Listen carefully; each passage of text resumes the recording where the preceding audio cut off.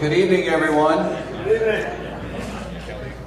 Good evening and welcome to Understanding Community Digital Infrastructure in Rural Iowa, hosted by FMTC. I would like to give special thanks and recognition to the City of Red Oak, more specifically the Red Oak Community School, for allowing us to host this event tonight. So we thank you for taking time out of your busy schedule to come and be informed tonight about this particular topic, digital infrastructure in rural Iowa. My name is Kevin Cabbage. I'm the CEO of FMTC. Tonight's agenda, we will have two guest speakers joining me here, Chris Hughes and Dylan Chang. And then towards the end, there will be an opportunity for people to ask questions and have the panelists provide answers. That'll be moderated by Ron Claver. But before we get started, I want to remind everybody that there is a possibility a quorum of members of various city councils, county boards of supervisors, economic development organizations, and other public bodies within Southwest Iowa may be present at this educational event. This event is being hosted by FMTC as an informational and educational session on community digital infrastructure, data centers, infrastructure, and land use considerations, economic development opportunities, and FMTC's exploration of community-scale digital infrastructure. So the event is open to elected officials, county and city leaders, economic development organizations, business leaders, educators, community partners, and interested stakeholders from throughout the region. While a quorum of one or more governmental bodies may be present, no formal meeting of any city council, county board, commission, committee, or other governmental body is intended to occur. No official action will be taken, no deliberations will be conducted, and no votes will be held by any governmental body at this event.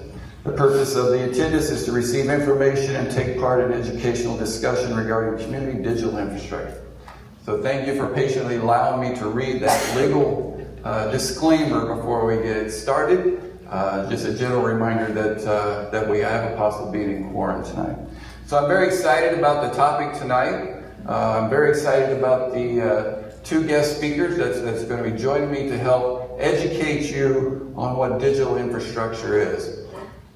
Our first speaker tonight is Dr. Christopher P. Hughes, Major General, United States Army, retired, and CEO of The Way Forward. So if you would please, let's welcome Chris Hughes.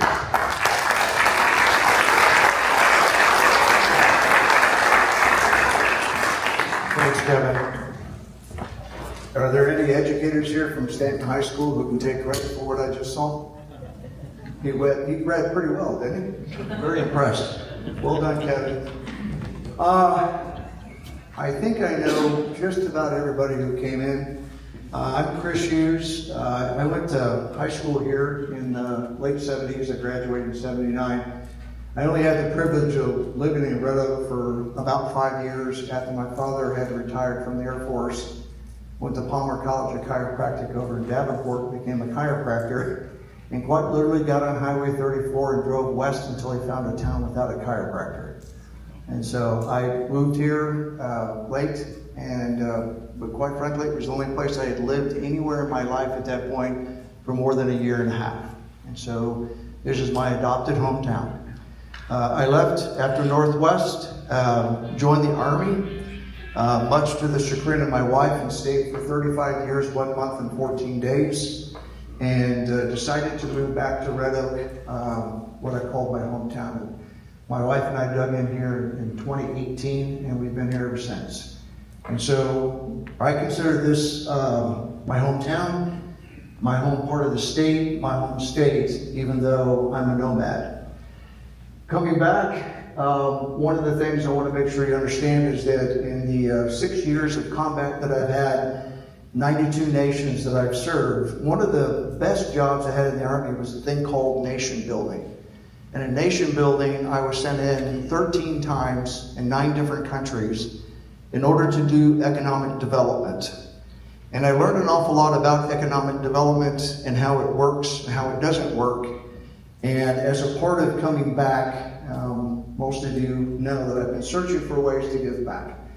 And so what I learned very quickly was, as a retired soldier, I don't have the resources to write a big check and have any sort of substantive impact in Southwest Iowa. But I do have connections, I do have certain skill sets, I have certain training and education that I've been working on for the 8 years that we've lived here.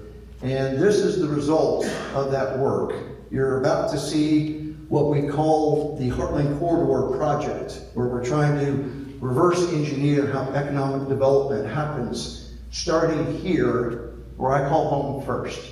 And so my companies that are involved in this, we've invested millions of dollars to get where we are today, which is going to be articulated by FMTC in our first company that is going to have a financial and economic impact starting right here first. And so, as luck would have it, this is a technology that's a lot in the news, and everybody's talking about it.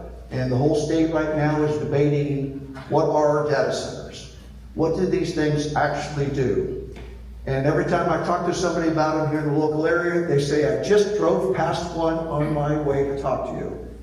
And my answer to them, or my response to them is, no, you have not. You have driven past something that appears to be a data center. It's a form of data center, but it's not the data center that you're hearing about in the news. And I want to explain the difference. What we're going to talk about tonight does not exist yet. The first one of its kind will be here in this community on purpose, by design. And that's what we want to explain to you what it is and why it's important for our economy. So before we get to the details on that, let me show you the 4 areas I'm going to talk about, because you have seen all of these except for the one in the bottom right-hand corner, and this is the one that you will see in Red Oak.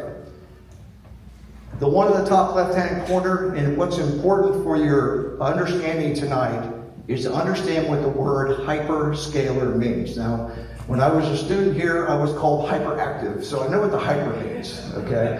Which just means, crazy, out of control. Mr. Ransdell used to always give me a hard time about it. And scale means big, so something that's really big.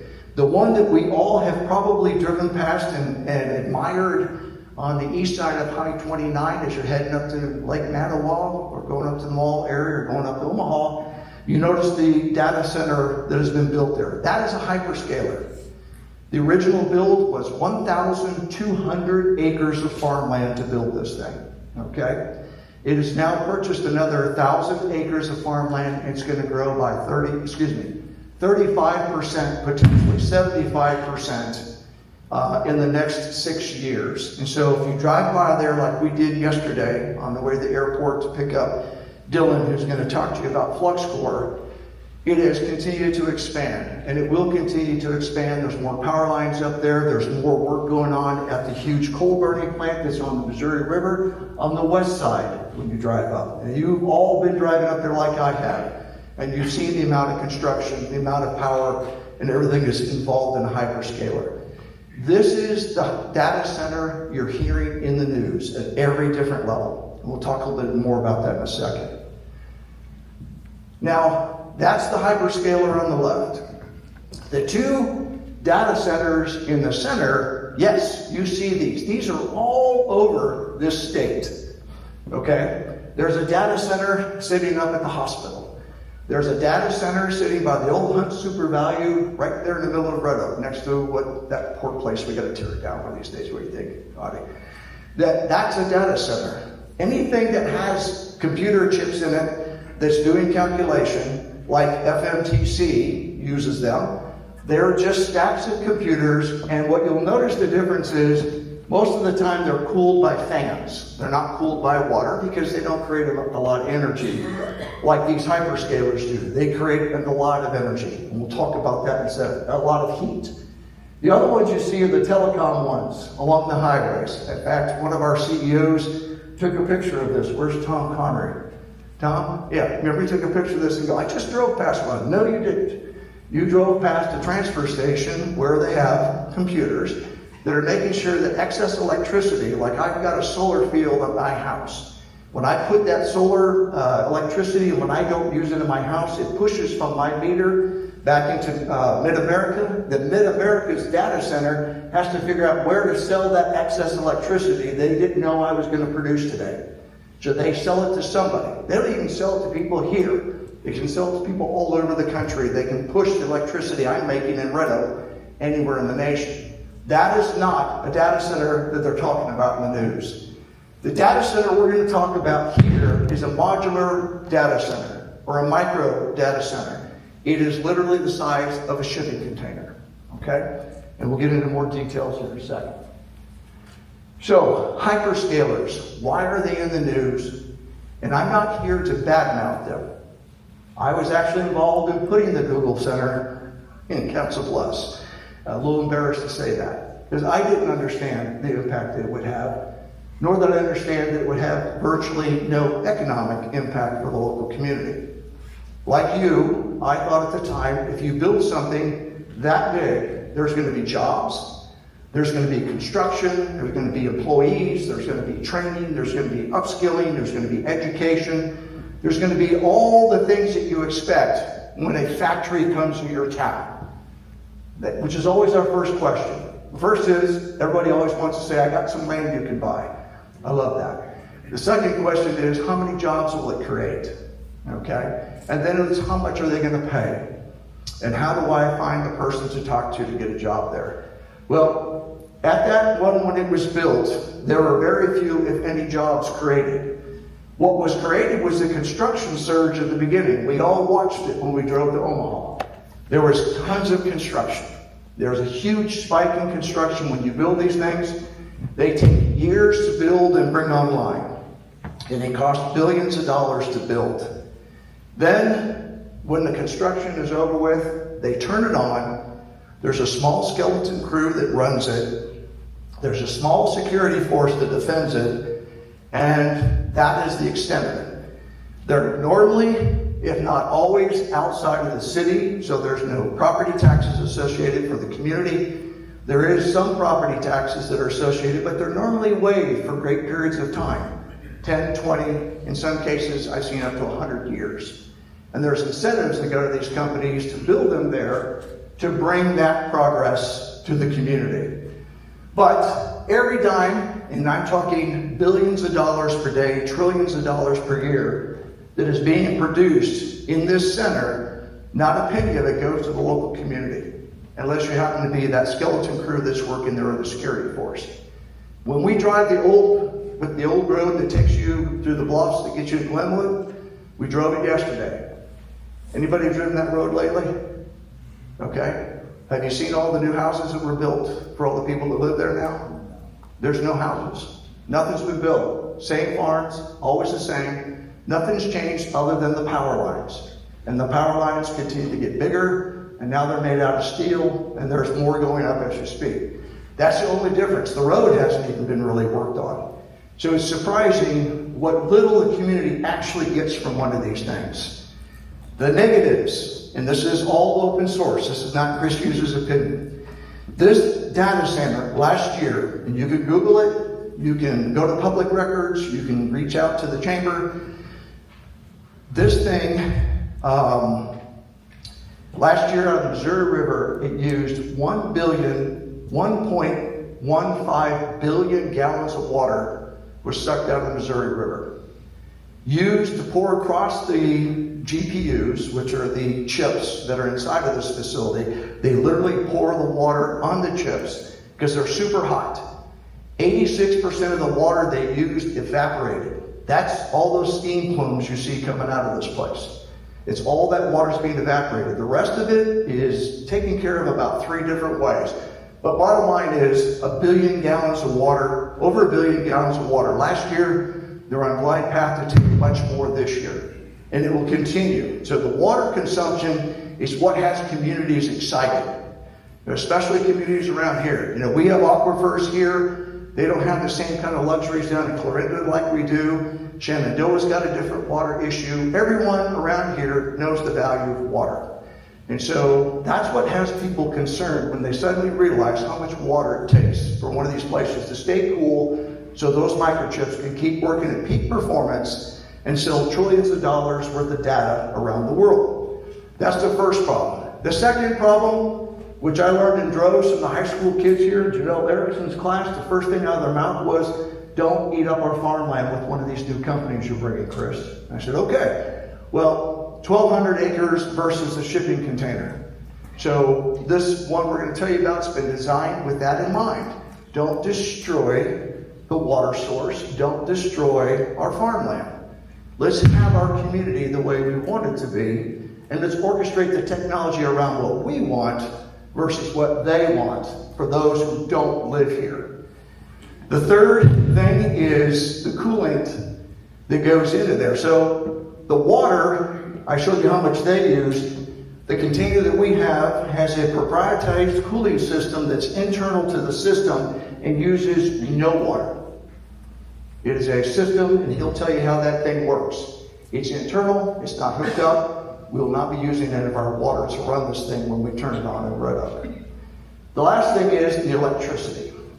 This company, again, public record, when they came in 2017, I think it was, right before COVID, when they came online, they bought 20 years of electricity from Mid-America for 2 cents a kilowatt.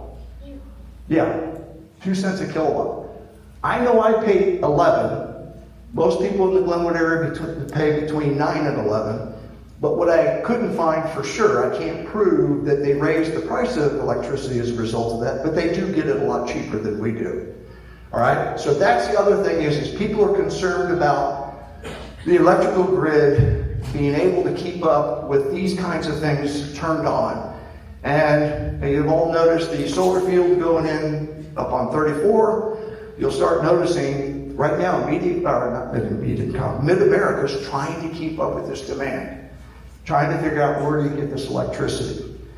The workaround that we have for ours is it's energy agnostic. It can run off solar, it can roll off wind, it can run off gas, natural gas, it can run off electricity. And we're going to talk about how we solve that problem here in Red Oak as well. So that's a hyperscaler. Is there any questions about what a hyperscaler is? And again, paid political announcement, because there's a bunch of people filming me right now.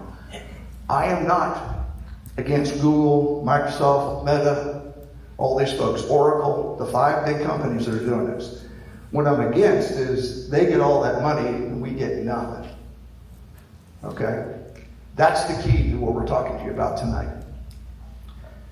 These guys here are just pushing electricity around. You'll see containers that look similar, but they have fans. They're not generating heat like ours is going to do. But we have a solution for that. But you'll see these parked out. These are not data centers like we're talking about. So don't be fooled. I can give you a lot of detail on them, but just trust me, they're not data centers. Not data centers that you're hearing in the news, let me put it that way. And then again, these are transfer stations that are pushing power to different locations. Again, like if my solar energy builds up, they got to do something with it. They push it somewhere else.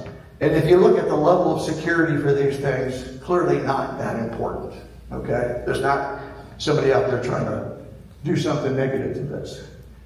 This is the data center we want to talk about tonight. So when you hear data center, yes, there are microchips in this thing. They are generating computer time for people around the world. Does anybody in here have the internet at home? Just out of curiosity. You guys don't have any internet? Where do you live? Oh, you're just not going to raise your hand. You're not going to play. Okay. I'm trying to make this loose. Lighten up, man. All right. Does anybody in here pay for internet by the day? Does anybody only pay internet when you use it? Does anybody pay for it by the month? You pay for it? Yeah. But how long is your contract? You have a monthly contract for internet? I think it's a year. Yeah, it's a year. You pay a monthly payment for a year-long contract. So you buy it for a year. Does anybody buy their internet for less than a year at a time? How do you buy it? FMTC, I don't know. You don't have a contract for. I can go anywhere else at any time.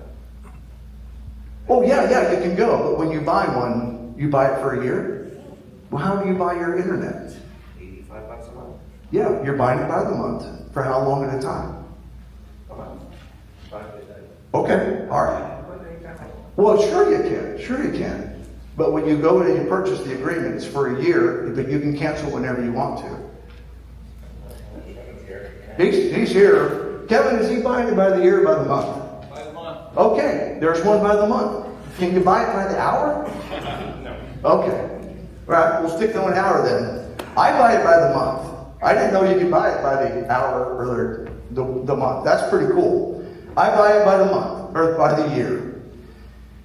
At a hyperscaler, when you buy it by the year, like Google or Meta, Microsoft or Amazon or Oracle, when you buy it for a year, no one in this room comes anywhere near using what you buy per year. So they're able to sell it 22 times. So 22 of us in the room are all paying for the same year's worth of data on that internet. That's where these guys make so much money, because there's no way we use it.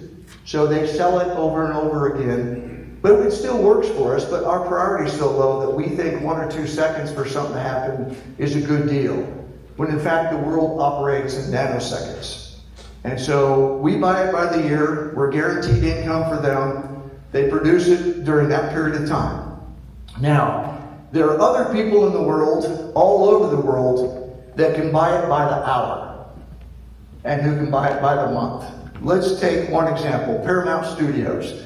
They're going to make a movie about dinosaurs, Jurassic Park 27, whatever number we're at. Okay, they want those dinosaurs to look real. They need artificial intelligence, compute time to do that, but they don't need it all year. So they can roll into a broker who sells data compute time to computers all over the world and says, we need 3 months of dedicated, top-tier, best-of-the-line computing to take all of the videos and all the acting we made together for this film for the last 3 years and put it all together in a computer lab or a computer studio, and we need to buy it for 3 months. But we need the best data capability you can buy.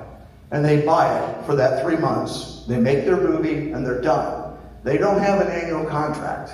They have a monthly fee that they buy it through a broker.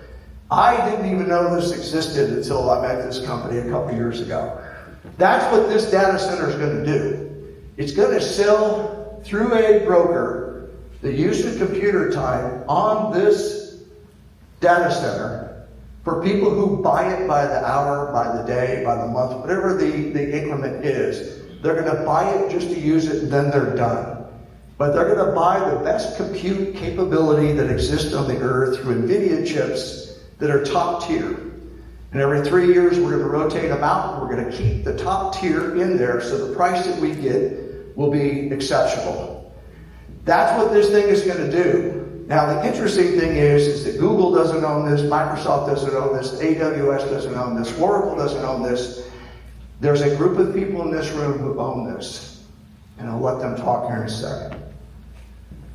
So, if you compare these things side by side, I'm not going to take you through these because I've already talked you through it, but the bottom line is, here in a second, the co-founder is going to get up and he's going to talk about and answer questions in terms of how does the power work, how does the cooling work, how loud are these things, how safe are these things, and what is the local income piece. Now, when it gets to the local return, I'm going to get up and help him because there's another company in this coalition that is going to be a recipient of this to ensure the community receives a benefit from this, not by chance, not by luck, not by somebody being nice or some company thinking they owe us something, because the company that's coming here is going to provide it. They're going to provide it to a local company that's going to distribute it and make sure that our priorities are met. We'll talk about that. So, why are we doing the data center before any sort of construction? Because we can create revenue for the community right now. We don't have to wait for a factory to be built. We don't have to wait for a workforce to be trained. We don't have to disrupt everything to make this happen. And it requires the community to do nothing other than be aware that it's getting ready to happen.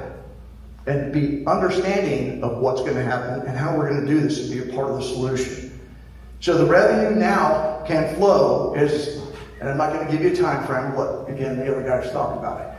Regional multiplier, you know, we're going to cause some of those things in the middle to happen. Construction, electrical, fiber movement, all those kinds of things. So just by bringing one here, we're going to cause some activity.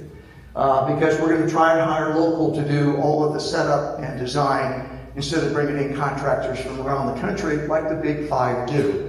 They don't go to local construction companies and say, help us build this. They have a national level company that moves from site to site to site to site. It's like a franchise. It's like McDonald's. None of us got involved in building McDonald's when I was here, okay? They brought in a company that did it because they did it everywhere.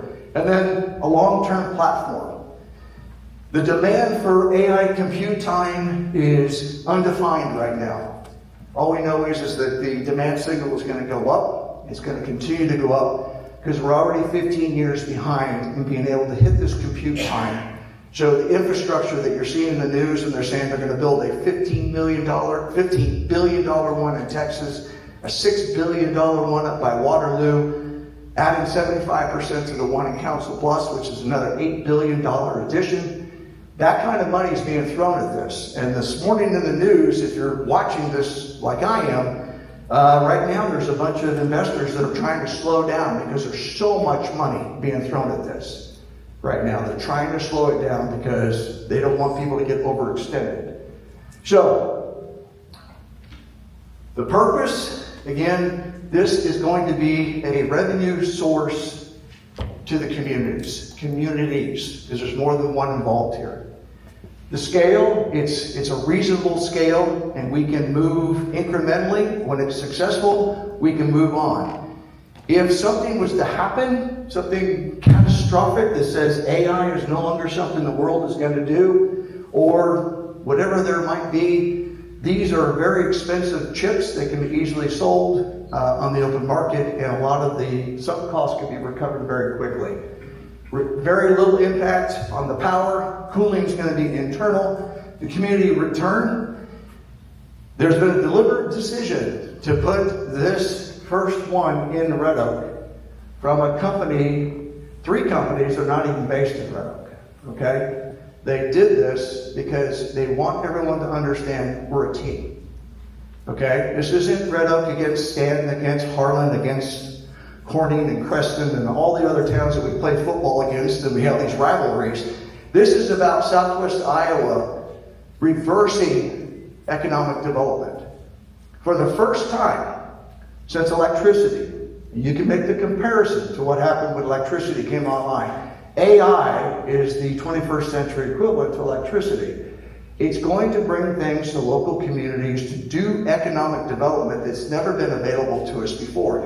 We can all work from home and be very wealthy doing our skill sets. Our children can stay here and operate using the internet and have access to AI and these other tools like we learned during COVID, and be very successful and not have to go to the big city to make a decent wage. They can go to school, they can come back here, and they'll have jobs and capabilities. That's what we're trying to do. We're trying to work on the community to think differently. We don't need another factory. What we need is a continuous, high-performing revenue stream that comes here that enables us to sell what we make here to the rest of the world. And you know what? That's the model that I grew up learning in this town. You do this every day. Where are my farmers? There's got to be at least 5 in here. Where do all those guys from FMTC go? They won't raise their hands because they're farmers. All right? This is exactly what they do. They grow more corn, soybeans, cattle, and pigs. Not chickens. Sort of getting there. But they grow all that stuff, and we don't consume any of it. Very little. What do you guys do with it, Mike? You sell it to the world. It's the same model. AI is our new crop. And guess what? It costs about the same as a bushel of corn. To sell it around the world. We'll be selling stuff to foreign countries. through that box, and it'll be transparent to us. FMTC is the lead in this. They will be managing that, and we will be exporting something for the first time. It doesn't feel tangible, but the way the world works with AI compute time right now, it's the most important commodity in the entire United States and international marketing right now.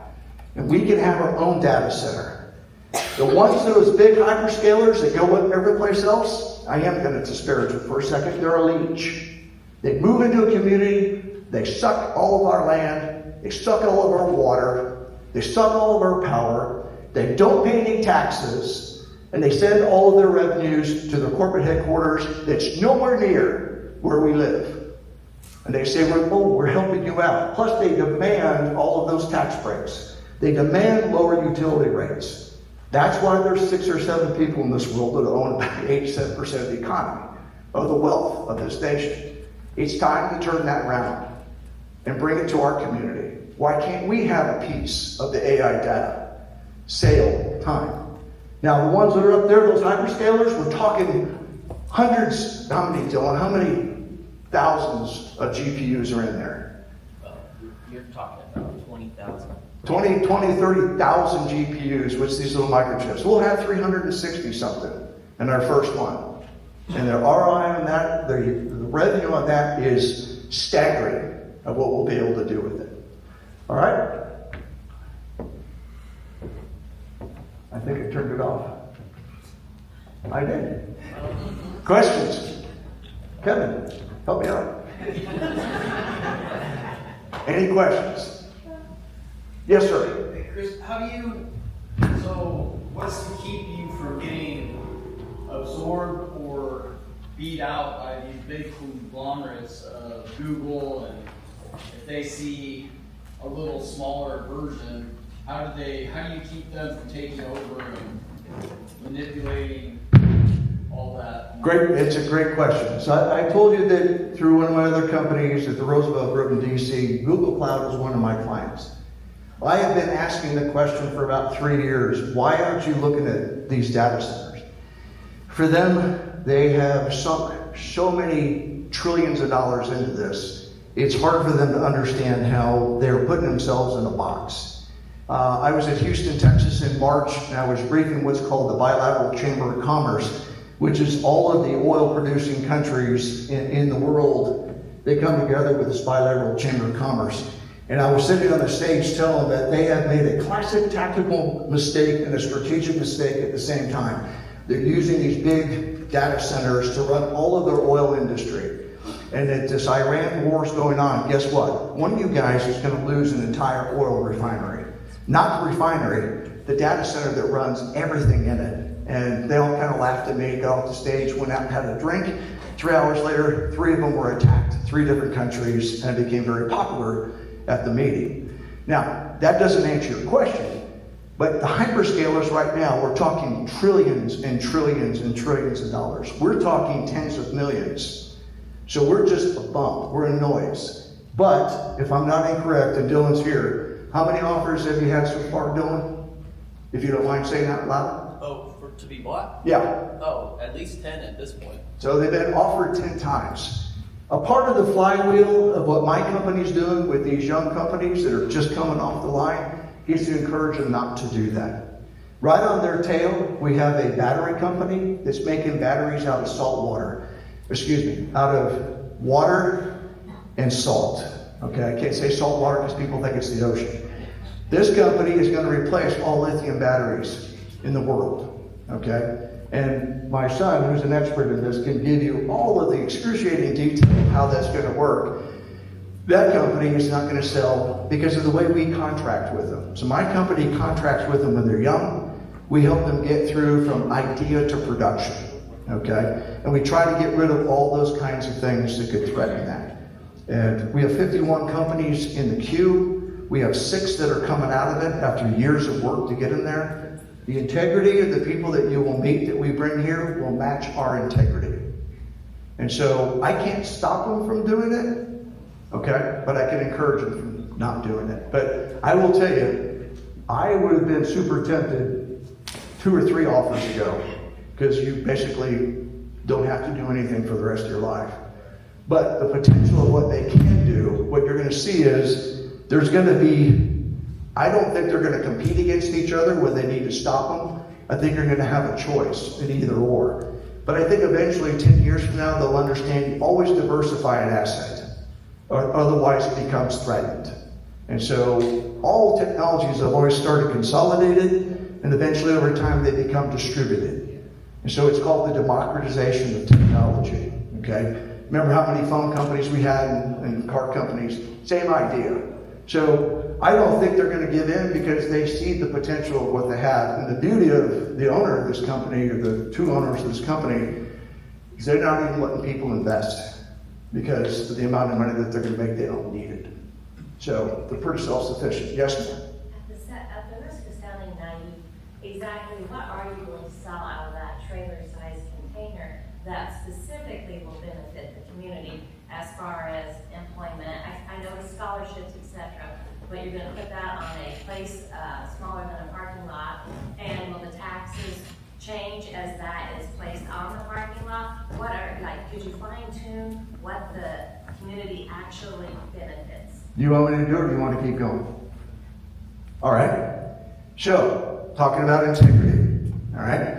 So we're not leaving any of that to chance. So can I point the three partners out? You guys okay if I single you out? Can I please have the three partners stand up? Tom, John, Kevin.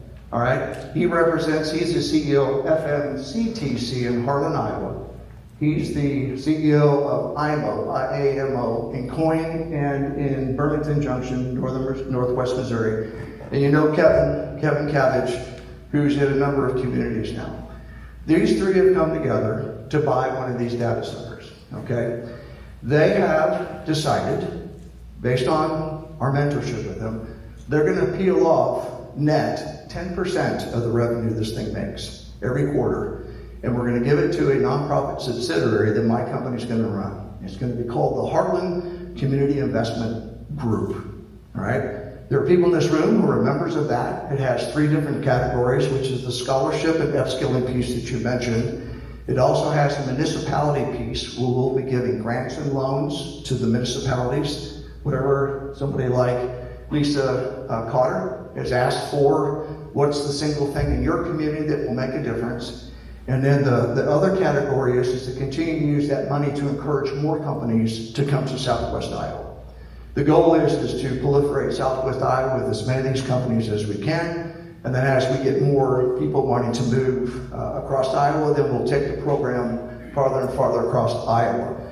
Here, we're not charging anything for that. But, you know, if we go to Grinnell, if we go to Waterloo, if we go to Des Moines, you know I'm going to charge them, okay? Because I'm going to put that 10% into this fund as well. So we see this fund as having significant resources. After this is turned on, we're going to look at it for 3 quarters because it pays every quarter, and we'll figure out how much money that is. Then we can figure out the distribution of that operation and how much is going to be distributed. Right now we believe we're going to need about 47% to run the organization, and 56% or so will go to those 3 categories. That's one way to do it. All the other companies, as they're coming in, a part of their contract, they have to put 10% in. So that fund will continue to grow. So we're going to create an organization that does economic development, pays for it, and gives the loans, home equity loans, buys things, roads, whatever it is, it's going to have the greatest impact, but we're going to let the communities tell us what it is. Okay? We're not going to be the ones saying, no, you need to do this. You know, Red Oak's got a flood zone. You know, we could do a lot if we diverted the flood zone, things of that nature. But again, no interest, low interest, home equity loans to help the community, things of that nature. That's one way. The other way is, on the heels of this one thing, by turning this one on, we now can begin to move toward manufacturing, the thing we're accustomed to. But before we do that, we have meetings with local companies that already have a workforce that can do the construction. So we're going to bring local companies more work than they currently have with an outside source. Then we're going to buy green space, or we're going to lease properties to do that, and then build it. And then by that time, that young lady right there and her husband will be able to help us get enough people to have a workforce that can work in the factory. And the ones that work in that factory are going to make much more money than we make today in those kinds of locations.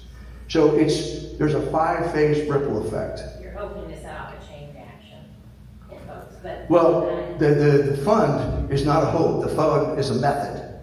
The other little things that might pop up are the hopes. But we didn't want to leave it to chance. Everybody's in the queue. Remember, I'm carrying them from cradle to grave. They have to put into that fund whatever their 10% net is after they do debt consolidation or the debt payoff while they pay this thing off. This group did it voluntarily up front because they decided to do this piece first, was accelerated just by about 18 months of movement in the program. I don't think it's extremely complicated. When this thing turns on and these 3 guys are comfortable and that co-owner is excited, we will have another whole thing and we'll show you how this is all working. Okay? I didn't want to steal from their thing tonight. Yes, sir. So why power with natural gas when Iowa has tons of green energy? That's number one. And number two, is there really a market at that small scale? Yes. Willing to buy that small a chunk of data time? They're clamoring for any GPU they can touch right now. And that's why these big hyperscalers are building as fast and as many as they can because there's such a huge demand for this. Why natural gas? I'll let him explain that in a second. Okay? Anything else? He's going to tell you about this thing better than I can. Dylan? Sorry, I went way too deep in your...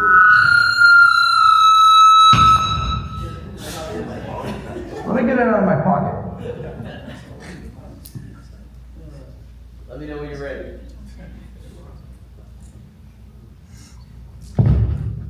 Hang on.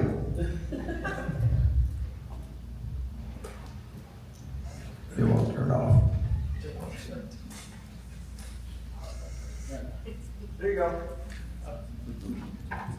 All right. Testing. Okay, thank you. So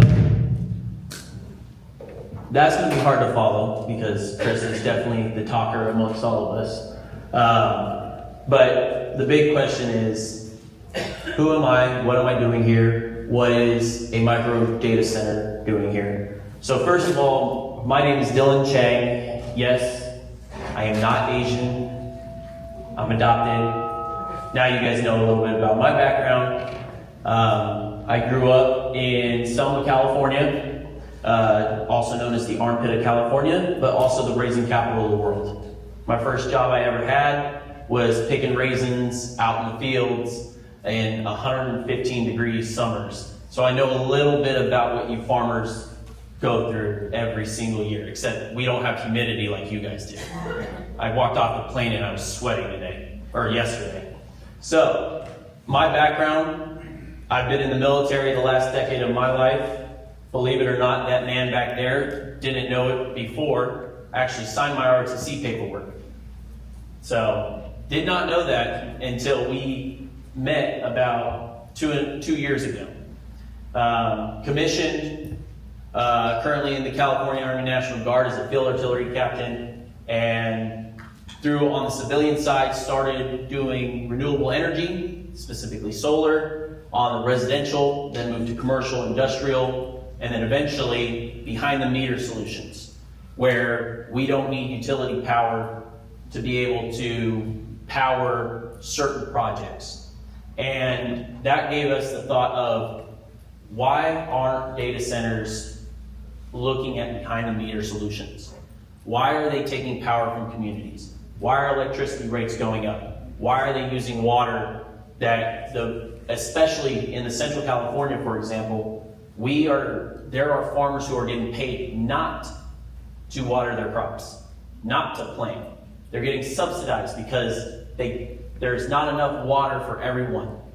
So our initial thought was taking barren land, these subsidized lands, and being able to turn those into opportunities for the farmers. The lost revenue that they can't make, that they're being subsidized on pennies on the dollar for what they could potentially be making. And that gave us the spiral downhill effect of Met us with the Way Forward, met us with FMTC, met us with IMO, FMCTC, and now here in Red Oak. So that's my background, and I'm excited to meet all of you guys and eventually, a working relationship and eventually a community relationship here. So what is FluxCore? We are a micro edge data center company. We develop, design, and engineer smaller containerized data centers, like Chris said, that are behind the meter. They can be completely unreliant on the current infrastructure that's already in place. So when we're talking about these communities, we're not worried about increasing the electricity cost because we're getting a sweetheart deal through Mid-America. That's not what's going to happen. We're also able to power it through solar. We can power it through waste energy. We can power it through whatever can create baseload energy. We can tap into that. So it's not just natural gas, but I'll tell you why we chose natural gas in a little bit, specifically for Red Oak. So why is all of this happening right now? Well, there's obviously a crisis when it comes to AI. AI is this big, scary word, right? We've all seen different movies, iRobot, Colossus, where AI is going to take over the world. And to a certain degree, that is true. Every single day, our lives become more and more incorporated with AI. How many people have ChatGPT on their phone in this room? Exactly. You use it more like Google than you use Google, right? It's your quicker, faster response. But because of that data is taking longer and longer the more people who download ChatGPT. How about a year ago, your ChatGPT probably answered in a second. Now sometimes it takes a little bit longer to process that. And that time is money, especially for these hyperscale data centers. That's why they're putting so much money into reducing that time and reducing that response time, because let's face it, our community as a whole, the entire world is becoming shorter and shorter and shorter attention span. We used to be able to watch a 2-hour movie, no problem. Now people have a hard time sitting there for 30 minutes. I do, but that's a whole different reason. So, why are we doing this? So the demand is there, and I'll show the market here in a second. But why do we do what we do? We build it very quickly. We don't need to take 3 to 5 years. That Google data center down the street took 5 years to get to where it's at now, and then it's going to take another 3 years to build out to what it's going to be.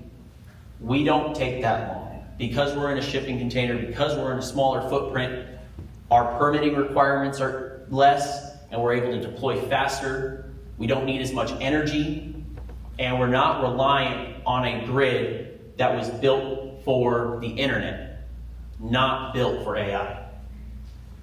So grid bottlenecks, there's a ton of these hyperscale data centers coming online, taking up gigawatts, right? Your home, you probably use between 500 and 600 kilowatts a month. There's kilowatts, megawatts, gigawatts, and then terawatts is the next one. But the point is that our infrastructure was not built for gigawatts. Wasn't even built for megawatts, honestly. It was built for maybe 1,000 homes, maybe 2,000 homes. Eventually, we became bigger cities, infrastructure upgraded, and now we're at where we're at. But now data centers are wanting to turn on a gigawatt of power overnight, and they don't have that. So what do? They say all these things to try and get the community involved, say they're going to bring jobs, bring power, so that way they can get a sweetheart deal from the utilities. So where we're at right now and why we're doing what we're doing.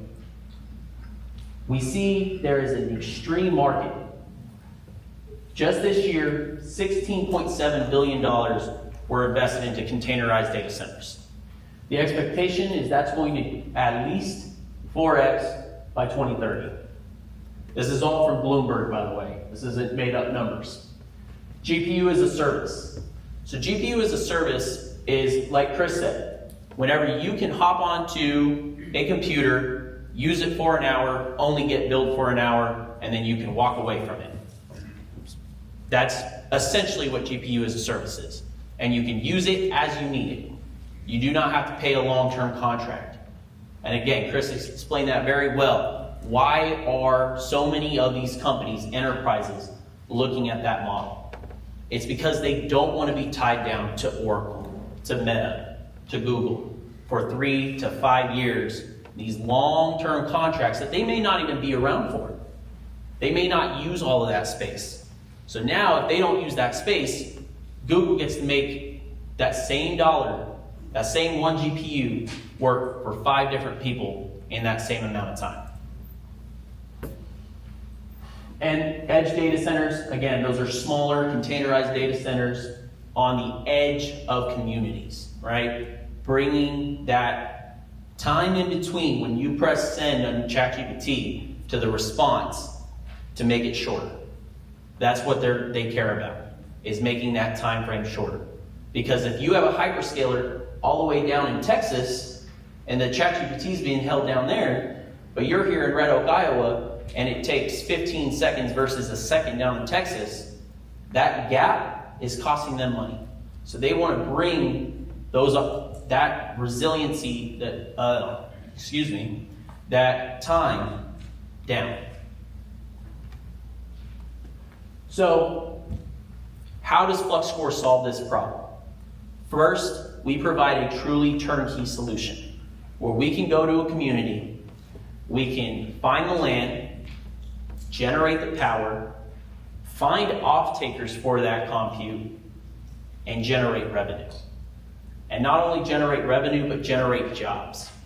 Why? Because now we're bringing data to the community. Where, let's be honest, how many of your kids, when they go to college, they move to a bigger city like Dallas, LA, Miami, New York, because they have jobs for big lawyers, big engineer firms, big data engineering. They don't have those opportunities necessarily here in Red Oak, Iowa to perform those jobs, or at least at a competitive wage. So we're losing a lot of talent.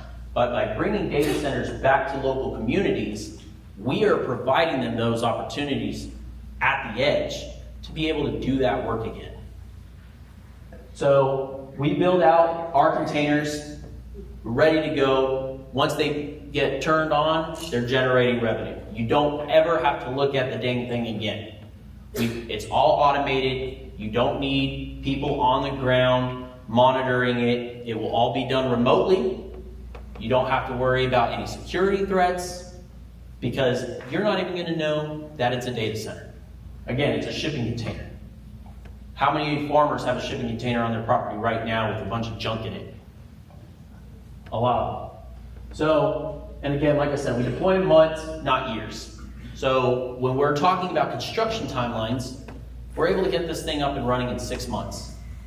You're not going to have to wait for the road to open back up. You're not going to have to worry about what that's going to do to your local commute to work like it would if you're talking about thousands of acres of land being turned up, a bunch of trucks coming in and out the road, blocking it off, turning off power. None of those issues are going to be happening. So this is the architecture. Very few of you guys are going to understand what this means. But this has been meticulously designed over the last 3 years with the help of the big GPU manufacturers, NVIDIA, Lenovo, Dell. All these companies have signed off on our design and have said that it works, that it's going to do what we say it's going to do, and it's going to generate the revenue we expect it to generate.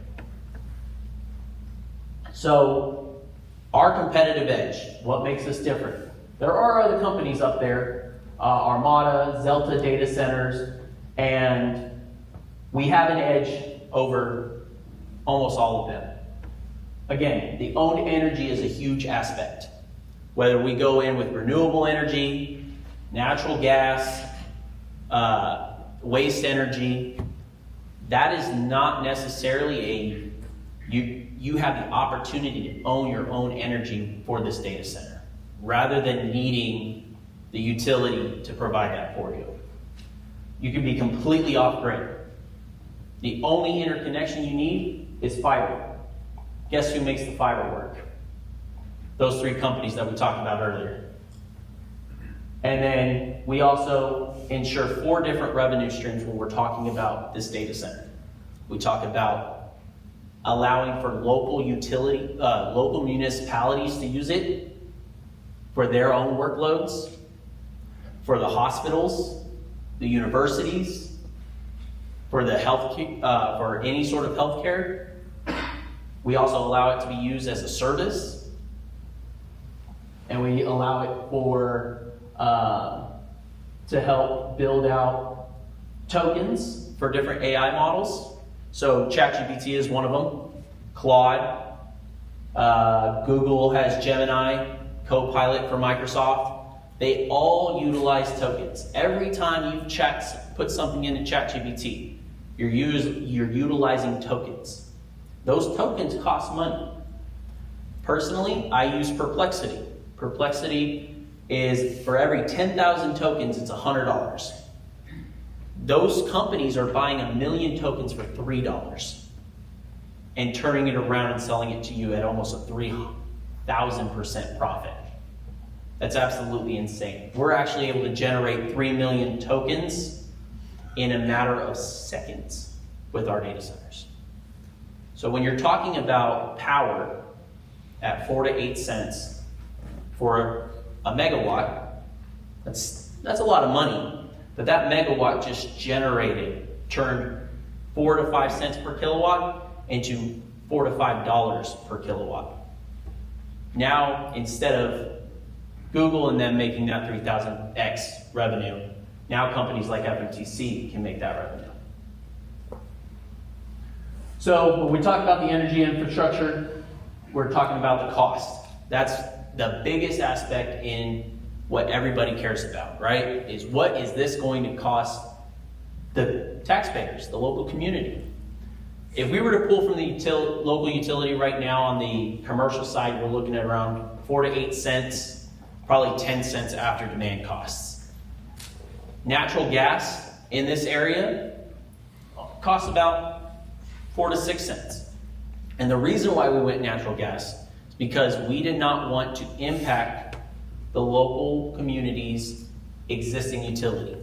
In order to upgrade, the requirement for one of these data centers is traditionally about $100 million from power lines to substations to the grid. And who's going to pay for that, right? At the end of the day, the utility wants larger clients to come in, to use more power, because they're going to make more on every cent. But we're not going to give the utility that opportunity to put that cost onto the taxpayers. We have natural gas. Natural gas flows through a pipeline all the way from Alaska all the way down to Texas. And it's a lot easier to tap into. It's clean emissions. It's cheaper than diesel. And unlike propane, you don't need as much to be able to get that clean emission. It also allows us to be carbon neutral and generate carbon credits on the same time, compared to a hyperscale data center. So the environmental impact, like we said, we talked about a little bit about green credits, tax credits, and stuff like that. But the most important part of all of this, and what a lot of people care about, is the water. A 400 megawatt data center used 300 million gallons last year. The one down the street, like Chris said, used 1.1 billion gallons. And only 300 million gallons went back into the local water supply. So what we do is we have a closed loop liquid cooled solution. Means that we put a 700 gallon tank on site one time. You fill it up one time with deionized water. It's not some special chemical. It's not going to leak into the water supply. It's not going to kill anything if it were to have a dramatic leakage. No, it's deionized water. And it gets recycled over and over and over again. And there is zero evaporation because it's running water, and it can't freeze because it's running water. So that's our solution on how we're able to bypass needing any on-site water, because we bring it in, we truck it in, and you never have to touch it again. So why Red Oak? So Red Oak is a very unique place, and ever since I came and visited, back in January on the coldest day of the year, it was the hottest day of the year? and I'm here on the hottest day of the year. Go figure, 6 months we've been talking about this opportunity and what it can do for the community. So one of the very first things we asked when we were talking about this opportunity is not what Red Oak can do for FluxCore, but what FluxCore can do for the community. And Chris took us out to the floodplain, the flood zone, and said it's going to cost $5 million to be able to get all these houses out of the flood zone. Those are the kind of things that we care about. We want to make a positive impact and be able to help support that. And again, what Chris and Kevin, John, and Tom have built together, they're putting where their money's at, and we plan to as well. So there's also a huge military presence in this area. We have Offutt Air Base on the way to Omaha. And there are a ton of military veterans that have already been trained to do this work. One of our engineers who designed the data center worked on containerized data centers in Iraq. And he helped us design this thing to work in the most extreme heat scenarios.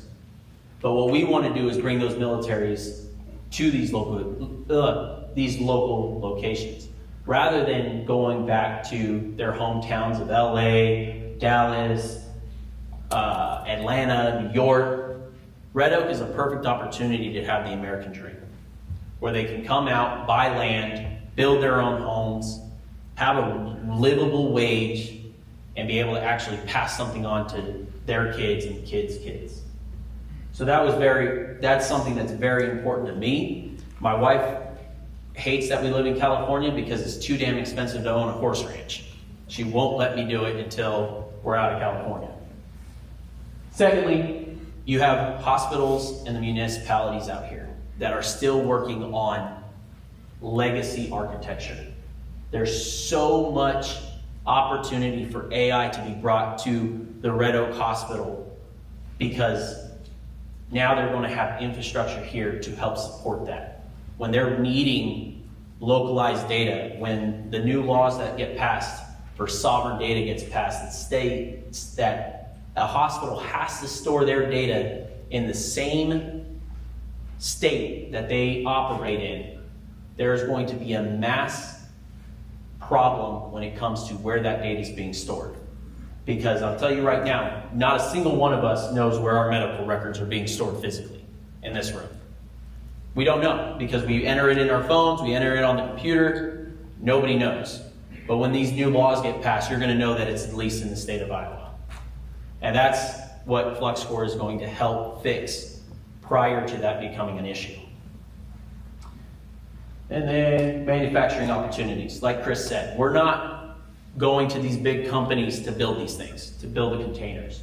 I was at Red Oak Fabrication earlier today talking about the potential of them building our containers and potentially being a stopgap, as not only when we build our own manufacturing, but also in the future, because right now, just alone in our pipeline, we have over 1,000 containers that are going to be expected to be built over the next 5 years. Even with the most advanced manufacturing that we've talked to, they can only spit about 200 to 300 out a year. And that's just right now. We don't know what it's going to look like in 3 years. We know that it's going to amplify because, let's face it, who goes to Google anymore when they have ChatGPT? They don't. They're going to keep using Google. They're going to keep using ChatGPT, or the newer model, the faster model. That's what they're going to go to. They're not going to keep waiting for an unreliant model.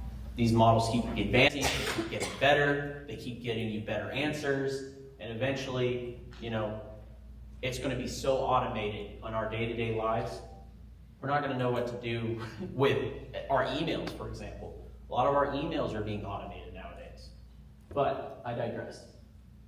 So I know we have a question and answer Q&A after Kevin talks, but is there any immediate question for me right now? Yes. Okay, just to make myself knowledgeable more. You're talking about doing two things in Red Oak, am I correct? One, having these containers that will be parked and the data will be, they'll be used to create the data to go out. Yes. The second one, you will be manufacturing these containers in Red Oak. Yes, Is that the case? that is our plan, is to bring more manufacturing back to Red Oak. Not just containers, but battery storage systems to be the backup power supply to these containers, the chillers to chill the water, and the tanks that will hold the water. So we're not just bringing in just the containers, we're bringing in all the opportunities that go along with that, electrical, plumbing, and structural engineering as well. That will that take its own dedicated plant, or is that why you're talking to Red Oak Manufacturing? We're talking with multiple manufacturers. Red Oak Fabrication, excuse me. Yeah, we're talking to multiple manufacturers because at the end of the day, one centralized location is not going to be able to support all 50 states. Okay, all right. So this would be one in a group of manufacturers. Yes. How does this affect Shenandoah, Clarinda, Glenwood, Cresta, et cetera? Is there an effect in those communities, or will that affect just Red Oak? So Chris is the mastermind behind that strategy. So I'll let him speak on that and how that impacts everybody else. But again, he's already put it where 10% of any company that he brings in is going back into this local community. Okay. Larry, there's 4 additional companies that will be doing a similar model. This is the first one. Okay. He's not involved in those other companies, and so I can answer that separately, okay? Yes. So how is natural gas an owned energy source? Yeah, so it's not in this situation, but can it be owned? Yes, we can park this out in the middle of the field with solar panels, and you can own that entire energy production. That won't be the case here. That will not be the case in this situation. But So, it could be. yes. There's 4 guys working together. There's a few guys over here thinking about that. And there's a community here that's thinking about another way of doing it, okay? The idea here for all the other communities outside of this one happening here is this is a model. It can be reconfigured a number of different ways. It doesn't have to be a group of companies that come together. It can be an individual that buys one of these things. It can be a group of people that buy one of these things. It can be a large dairy farm that buys one of these things. It's a revenue producing capability brought to whatever you're doing today. That's the key. There's all different kinds of configurations. This was the first model we came up with because we haven't told you how much one of these things costs. They're very expensive right now, as you can imagine, okay? So it takes a few people to come together, because when you're talking about these kind of numbers to folks where we all come from, we all kind of roll our eyes and go, that's not possible. This group of 3 is getting ready to prove to you it is possible, because his company brings the funding. My company brings investors. We bring resources from around the country that we don't normally have here. So there's a much bigger ecosystem associated with how this is going to work. This is just the first living example. And I'm happy to talk about that afterwards. And I'll answer one more question before Kevin goes up there. And the question was from earlier was, why aren't Meta, Facebook, Google, why aren't they doing this? It's, how many of you guys saw the Odyssey over the last week, right? There's a famous line that, why is the giant not talking to us? Because they are a giant and they do not talk to ants. They do not want the crumbs that the ants are picking up, right? It takes them too much money, too much time to be able to do that when they can focus on building one giant infrastructure. So that's where it leaves the opportunity for us, as those hyperscalers are being shut down, slowed down, delayed, that the demand is still going up.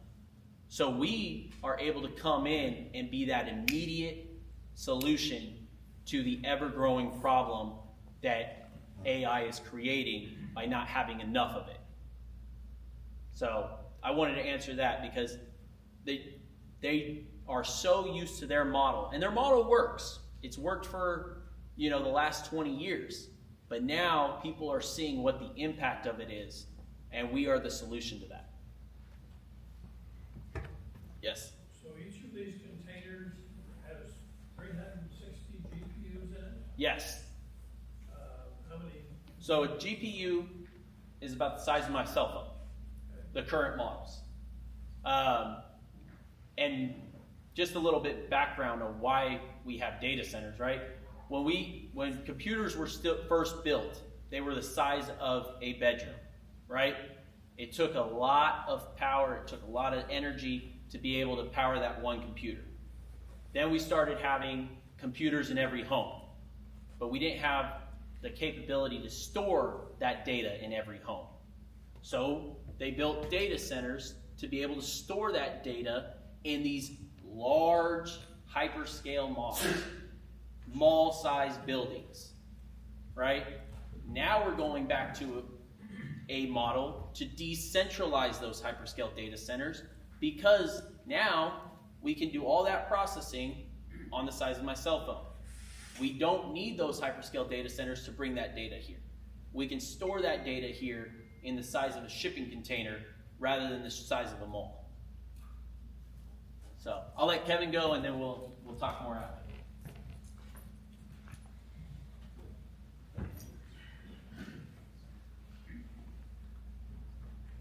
This is my first time following Chris and Dylan. I don't think I have anything else to say. No, well done. You have known FMTC for a long time. The reason I put our mission statement up here is just to remind you, we've been here for 125 years in Southwest Iowa. We want to do what's best for Southwest Iowa because this is our home and this is where we live and this is where we want to provide our services. But the most important phrase in here is, to me, for this particular topic, is FMTC aspires to help our communities thrive in the 21st century. This is not a new mission statement. This is something that FMTC has had in our mission statement for quite some time. And with that, our vision is we want to empower our clients, connect them to the world, and improve our communities. This has been our vision for many, many years.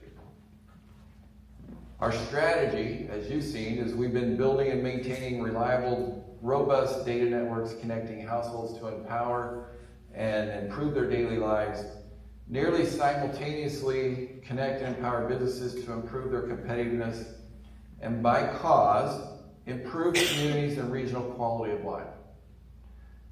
How fitting for this to be in our mission, our vision, and our strategy, and now be given this opportunity. For those of you that attend our annual shareholders meeting, there's a slide that I usually conclude with that it says preparation plus opportunity equals success. So we have been preparing for this day for many, many years by doing what we do, building out infrastructure, and preparing communities to stay connected to the world, and waiting for this type of opportunity that will send a ripple effect through Southwest Iowa and even through, I believe, rural America.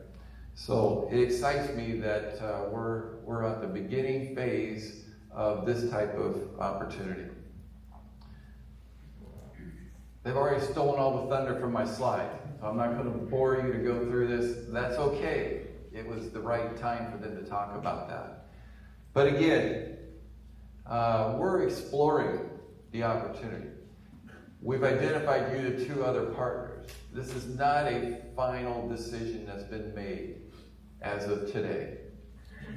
But yet, all 3 companies have signed a letter of intent and a term sheet on how this partnership will work. We're in the final review stages of a partnership operating agreement, We look for that to be reviewed, approved by the individual company's board of directors as soon as possible. But we feel we've done the heavy lifting to get everybody educated and informed, and particularly our boards that govern us as the CEOs, given the responsibility to run our companies and serve the people in Southwest Iowa. So we feel this is really close, but yet it is not a done deal, but we look for it to happen here pretty soon. And that's just finalizing the legal agreements. So we hear a lot about this is going to come to Red Oak. Yes, I believe that. Can I announce it today? No, because respect for the companies involved, we do not have a signed operating agreement in place as of today.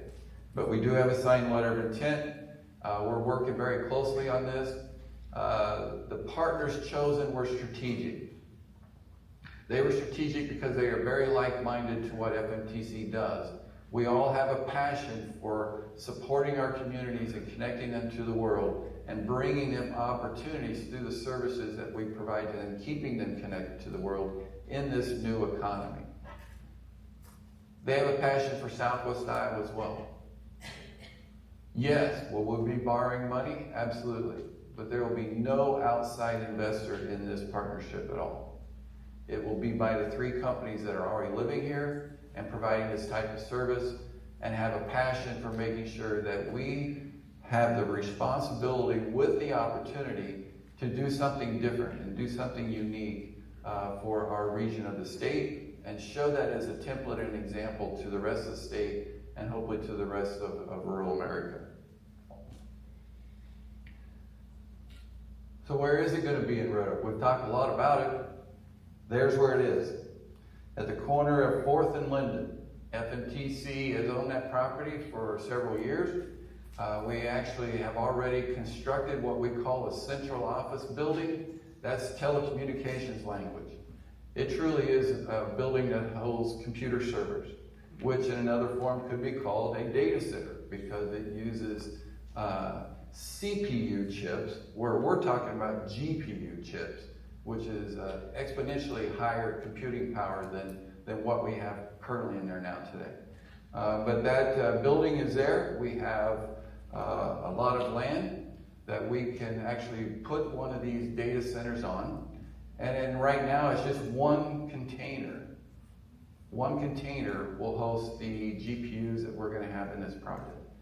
The other container will house the chilling equipment that circulates the water that Dylan talked about that's going to keep this cooled. And then there will be a footprint of space for two natural gas generators that will be powering the site as well. And this will be right in the middle of the city of Red Oak, where we pay city taxes. And we hook onto city utilities and pay those just like every other business that comes to the community of Red Oak and hooks up to those types of utilities. And strategically developed as a key site on the FMTC redundant fiber network, which is critical for the success of this type of operation. That's what FMTC has quietly been doing in the background for many, many years, is building a redundant fiber-optic network to serve our communities, preparing for an opportunity like this. And I know the two partners that we're bringing into this have done the very same thing. So the combination of all three of us gives us a very power and redundant fiber-optic network that can handle these micro data centers anywhere we want to put them, in any community we want to put them, where the community and the county is ready to receive that type of opportunity. So, the slides are kind of irrelevant now. We've already talked about it. But I'll go over it. We are sponsoring the exploration of a small community-scale digital infrastructure project in Red Oak on property we already own. We are not bringing a hyperscale data center to town.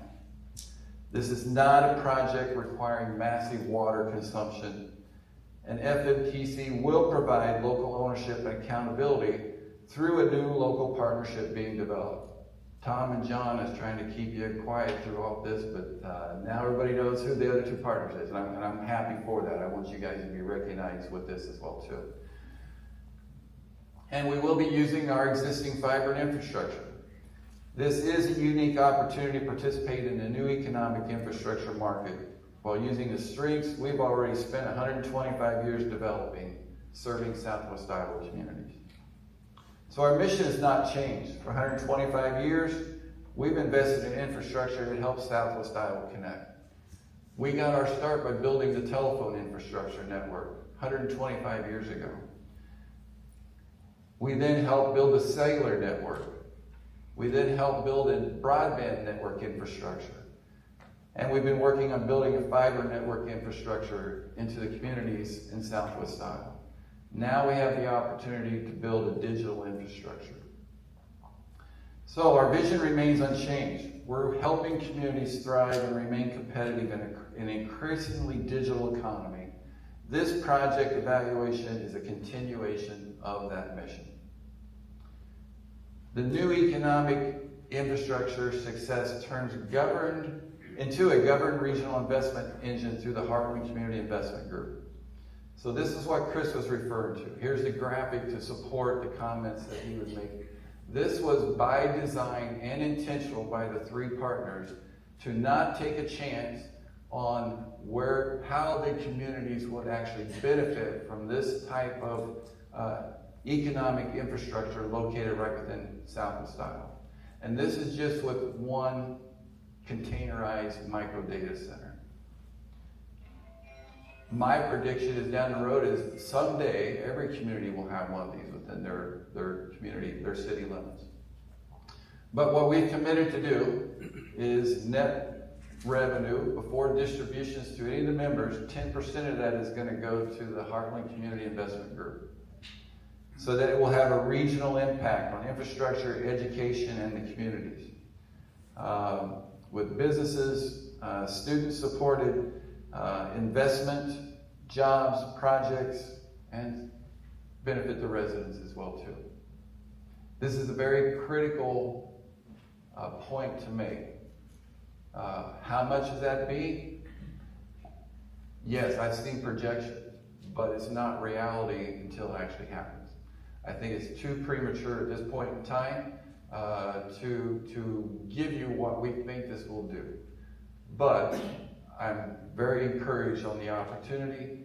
Now is the time to get started, and we want to be supportive of our communities and help generate that type of revenue that could truly make a difference in all of the communities in Southwest Iowa where we serve.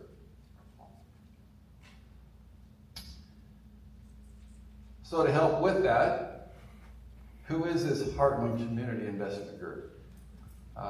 So Chris has gave you a little bit of teaser to it with his company. But I think the next guy you will recognize as well too, now that he has retired from his CEO position at Montgomery County Memorial Hospital. We've been talking about this project for over a couple of years, Chris and Ron and I. So we're very thankful that Ron has been given the opportunity to transition into his next project, and that's to be the Rural Development Manager with the Heartland Community Investment Group. So, Ron, I'll turn it over to you.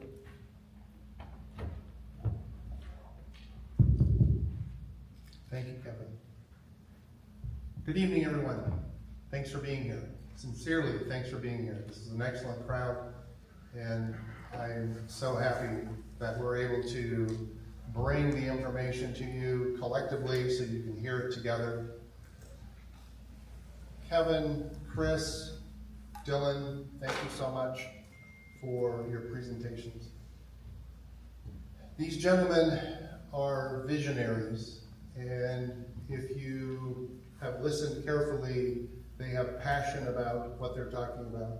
These are innovative, passionate people with talent, and I'm really happy and proud to be working with them, and I want to thank them for their presentations and all the effort they put into what they presented to you tonight. Several years ago, Chris, as he mentioned, moved back home. And I appreciate that move. Rarely do we have people in our area that have the kind of global connections that this man has, and I want to thank him deeply for choosing to come here. It means a lot. And to help us and to work with us. He's giving back for a man who's given so much to his country, to his people. I appreciate that he's given back. Kevin, you all know Kevin and how much he's done for us in our region. And then to get to meet young men like Dylan and Reggie, the other co-owner. They have something that they believe in strongly, and we have worked years now to understand and vet and make sure this works for us. This is my home too. It's Kevin's home too. It's Chris, it's all your home. We want to make sure this works for us here. So this started with really a vision, a larger purpose of how could we spur economic development. We're emphasizing regionalism. You know, you've heard that communicated very powerfully here. This is a regional effort. And there's more to come on that, and as Chris alluded to, we've spent a lot of time working on this, trying to vet and make sure it works for us. The rural development manager, what does that mean? What does that do? I don't exactly know all of that yet myself. But what I do know is that I'm involved in the process of trying to take these ideas and this vision and turn them into something real for our community. We all know we have an existential threat if we don't reverse population decline, if we don't renew economic development. We cannot sustain our institutions on the back of fewer and fewer people paying property taxes. We've got to start expanding the base. Having spent years in our hospital, I know how much impact that has had on our community. But when we combine hospital, school, county, city, that's over 50% of the GDP of our county. That's too much that is having to be supported by those institutions, so we've got to do more. So for me, it's an existential imperative to be involved and to make this work. It's also about stewardship. One of the things I have learned in my career is that we must be good stewards. We must give back, and we must be good stewards. And so I hope that's the message you've heard tonight, is that is our vision, that's our mission, and that's what we want to try to do. Okay, so thank you again for listening to me talk about my thoughts. And now we would really like to hear from you. We've got some microphones. I've got some folks who I think will help us. If you've got some questions we'd like to hear, if you want to yell, that's okay too. But I'd like to invite Chris and Kevin and Dylan up to the stage so they can answer questions. Got some chairs over there for them. I'm sure that you've got lots of things swirling around. If you would rather not ask it publicly, we will be sticking around afterwards to answer questions individually if you prefer. But please, if you've got some questions, we'd love to hear from you.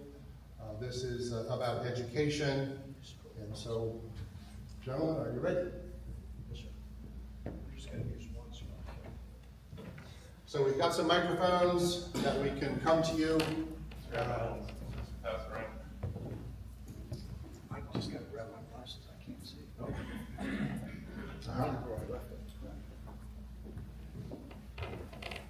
Where'd she go? Ma'am, you have a question? Yes.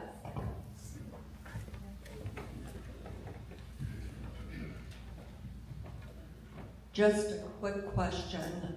You say this is a fully enclosed system and you only fill it once with water? And how many gallons of water would that be for the initial setup? And then, since it's an enclosed system, you periodically don't change that water out. Is that correct? So yes, we fill it one time with 700 gallons roughly, and it's meant to be able to be recycled for 10 years without needing any additional water.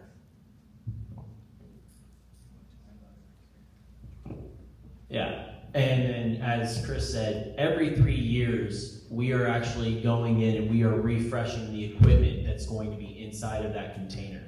So when we're talking about not just the water usage, but we're talking about the GPUs, we go in every 3 years to make sure that we take out the old equipment, bring in new equipment, and the new equipment is already designed for liquid cooling. We're not building this for yesterday's equipment.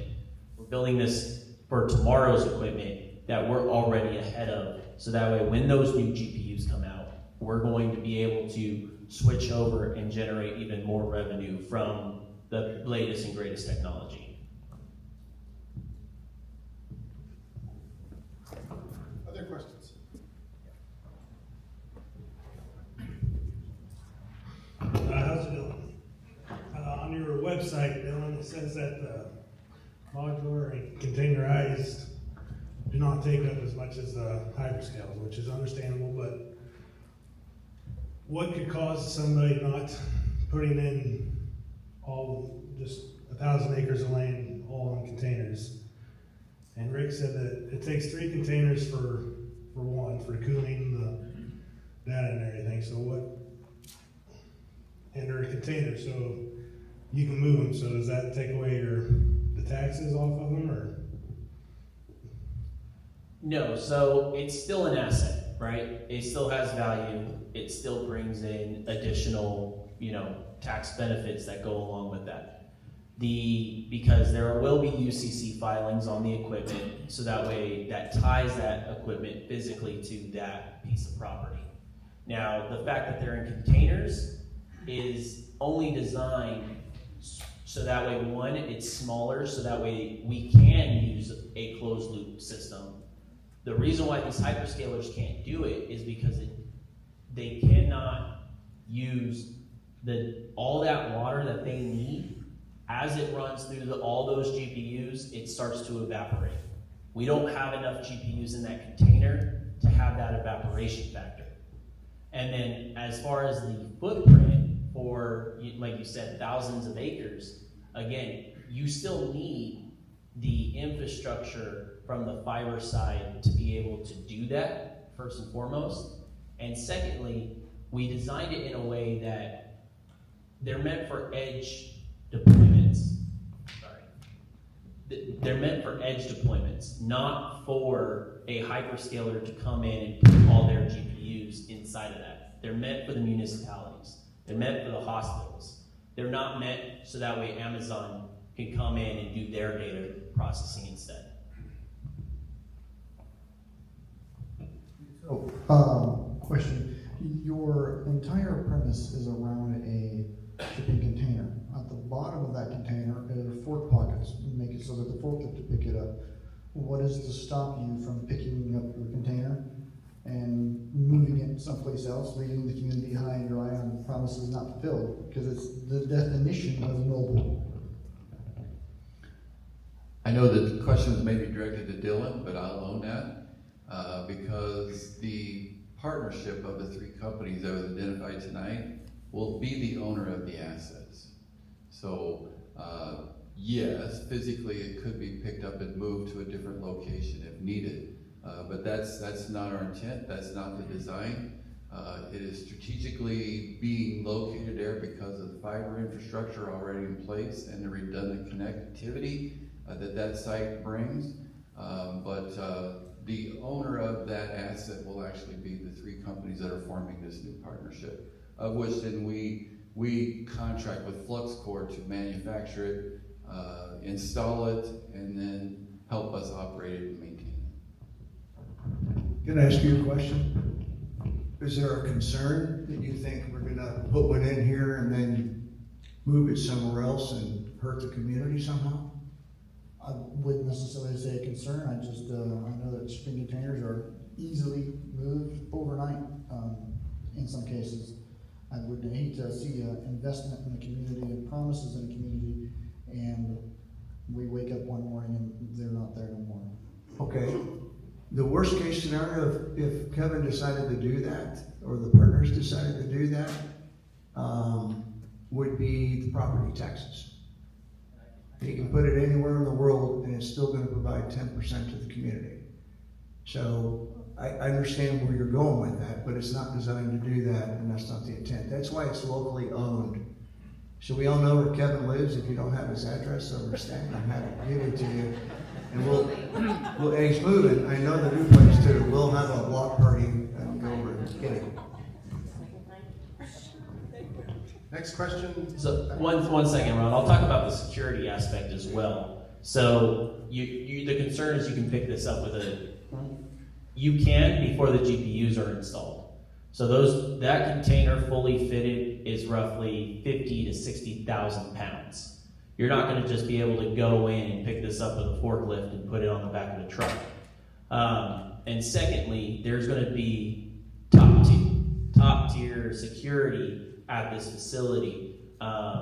We're contracted with Gardaworld, which is one of the largest security companies out there, to be able to provide not only gates, security gates, security fencing, but also digital lock and keys for these data centers. Because in order to be a tier 3 data center, we have to have not only redundant fiber, power, and cooling, we have to have redundant security measures in place as well. So we take all of that in consideration, and once these things are bolted into the ground with hurricane ties, good luck even picking it up with a crane. Next question. So- Up here. Yeah, you was talking about not using lots of farmland. Just if you did own your own power, say solar, how many acres of solar panels would it take to operate? Sorry, I know the answer to that. It's 20 acres, which is what we've been pushing around to see whether or not that is a doable thing, but it's 20-acre field that would be necessary for it. For one. What? For one. Per container? Yes. Yeah.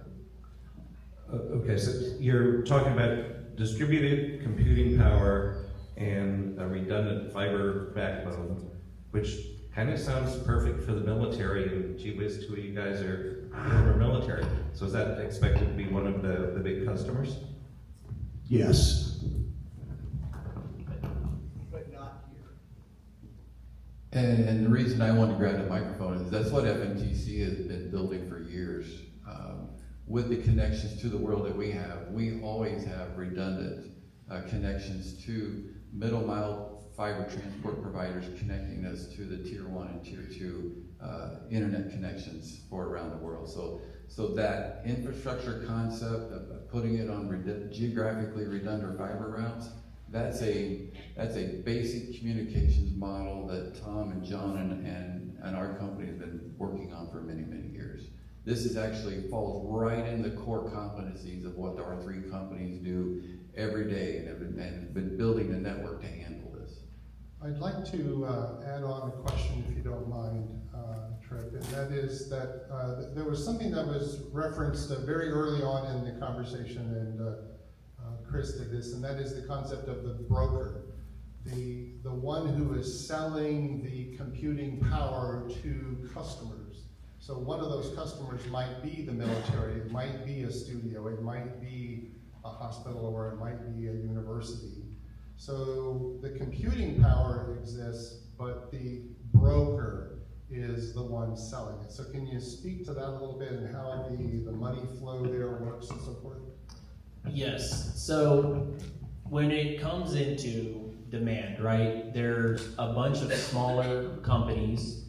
Let's just take FMTC, for example. When they need compute, they would go to the cloud traditionally to be able to secure that from AWS, Oracle, Google. Now, those who do not want those long-term contracts, they go to what's called a neocloud. A neocloud basically offers their services on that hourly, daily, monthly, yearly rate. And you can choose, and you'll see surcharges based off of that. right? Whether you want it now or you want it later, they're going to fluctuate that demand. With our software, we're able to go to those different neoclouds and we can see what the demand is in real time, just like day trading stocks, see where those demands are coming from and switch our GPUs at a fraction of a second to be able to maximize that revenue. So that's how the broker works, is it's able to see, okay, we just saw a huge spike in Warner Brothers just put in a request for 4,000 GPUs.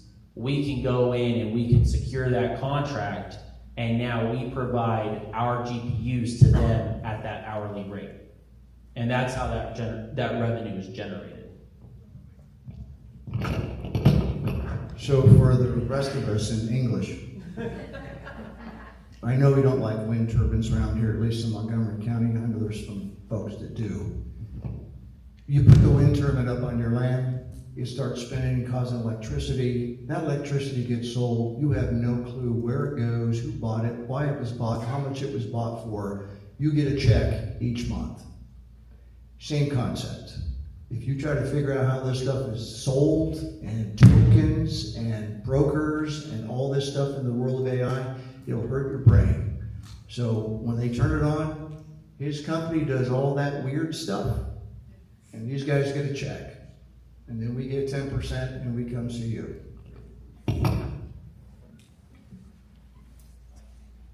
Next question.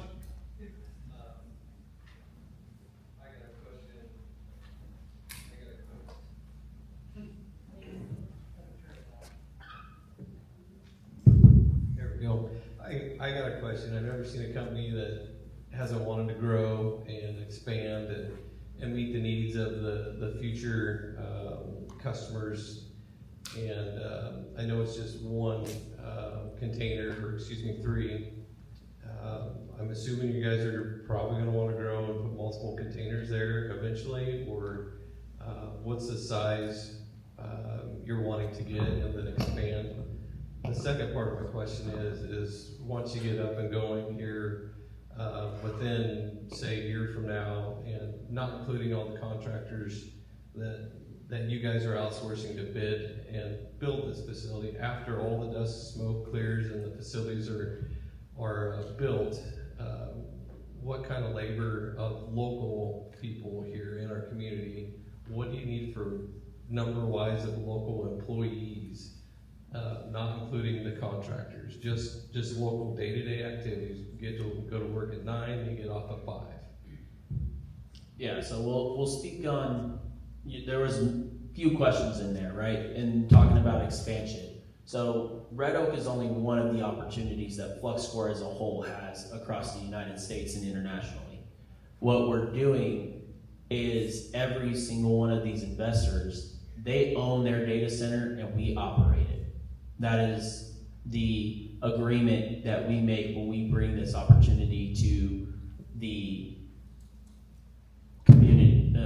community. And the reason why we do that is because now FluxScore will operate and be able to make sure that that revenue is being generated. And then we can't say where that revenue goes. That goes back to the initial investor. What they choose to do with that, whether they expand and add another data center, they come back to us, great. If they're like, no, we're good with the one, we only need the one right now, that's fine too. But they have that option. And I do understand that. I'm just talking Montgomery County, Red Oak, Iowa, in that square block on 4th and Joy, wherever it's at. Do you see multiple containers coming in there at that site over 3 and growing and expanding in Montgomery County at that site? When we show that it works to the community, maybe not at that site in particular, but there could be other sites in the future that would make sense for future development. That site, as it stands right now, can support up to 3 of the data center containers, and all that comes with that. But right now we're doing it for 1, to show the revenue, to show what it's going to do, and prove the model. I wanted Dylan to answer first because he just gave you the answer I think you were looking for. or at that location, how many micro data center containers could actually be located there? And will we grow that particular site? We haven't mentioned how much this is going to cost. So we have to get the first one constructed and online and get it paid for first. If it does what we think it's going to, then yes, we will be looking at additional containers. Then it becomes a strategic discussion. Do we continue to build out that site, or do we look at making a true distributed network and put a container in a different community just to give us some geographical separation for storms? It gives us some also redundant connectivity on other parts of our fiber network. So yes, this site will have the opportunity to have 2 additional containers on it and then would be maxed out. That doesn't mean that that's where we would grow. We would be looking at other communities on our fiber routes as well with the 2 partners. But everything's going to flow through this new partnership with my other 2 partners, where we'll make those decisions where our next one will be. But first of all, we got to get this first one online and get it paid for. I'd like to follow up his question with the employment. And we had some reference earlier to the manufacturing of these containers. But that's kind of phase 2. But there's also additional companies in the queue. Yeah. that So- I'd like Chris to talk about. So you got 3 different things here to make sure it's clear. He's got one company that's this data center we're talking about. This is one of the partnerships that's going to deal specifically with this company. If Kevin and they decide to put more, that's their call. The overall overarching strategy for all the companies that are in the queue, not just this one. We have looked at companies that are technical, they're futuristic, they're very environmentally sound. They don't eat up our culture, our infrastructure, our natural resources. So they're all very interesting companies, and they are obligated to my company via contract to do certain things. We cut them out of the loop, and they're not allowed to come here, okay? And so if there's concern about putting 1,000 of these out there and creating a hyperscaler, that will never happen. That will not be allowed to happen. These things, the way they're designed, they can be distributed, which is what we're encouraging the whole country and internationally to do, is to distribute these things because they're critical infrastructure to where the country's got to go for national security. So back to the question about the military. Yes, my company is also involved in doing a separate project with him to do that, because the more contracts we can get in, he's got over 1,500 intents now to sell these things, and somebody's online, go look and see how much one of these would cost you. We're not going to say it out loud. But when these things start to sell, and we are building them here, it's one of the locations, again, it's the second and third order effects. And so it's the deployment of one creates revenue. It's the potential that they bring a part of their manufacturing here.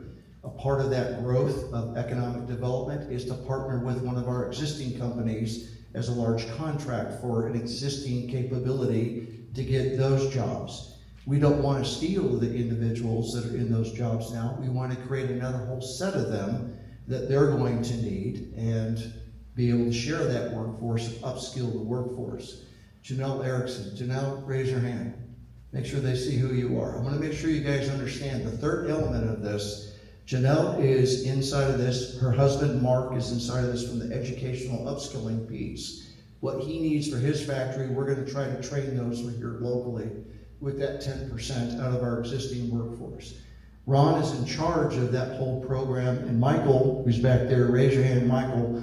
Michael is finding us millions and millions and millions of dollars to keep this thing moving beyond this 10%.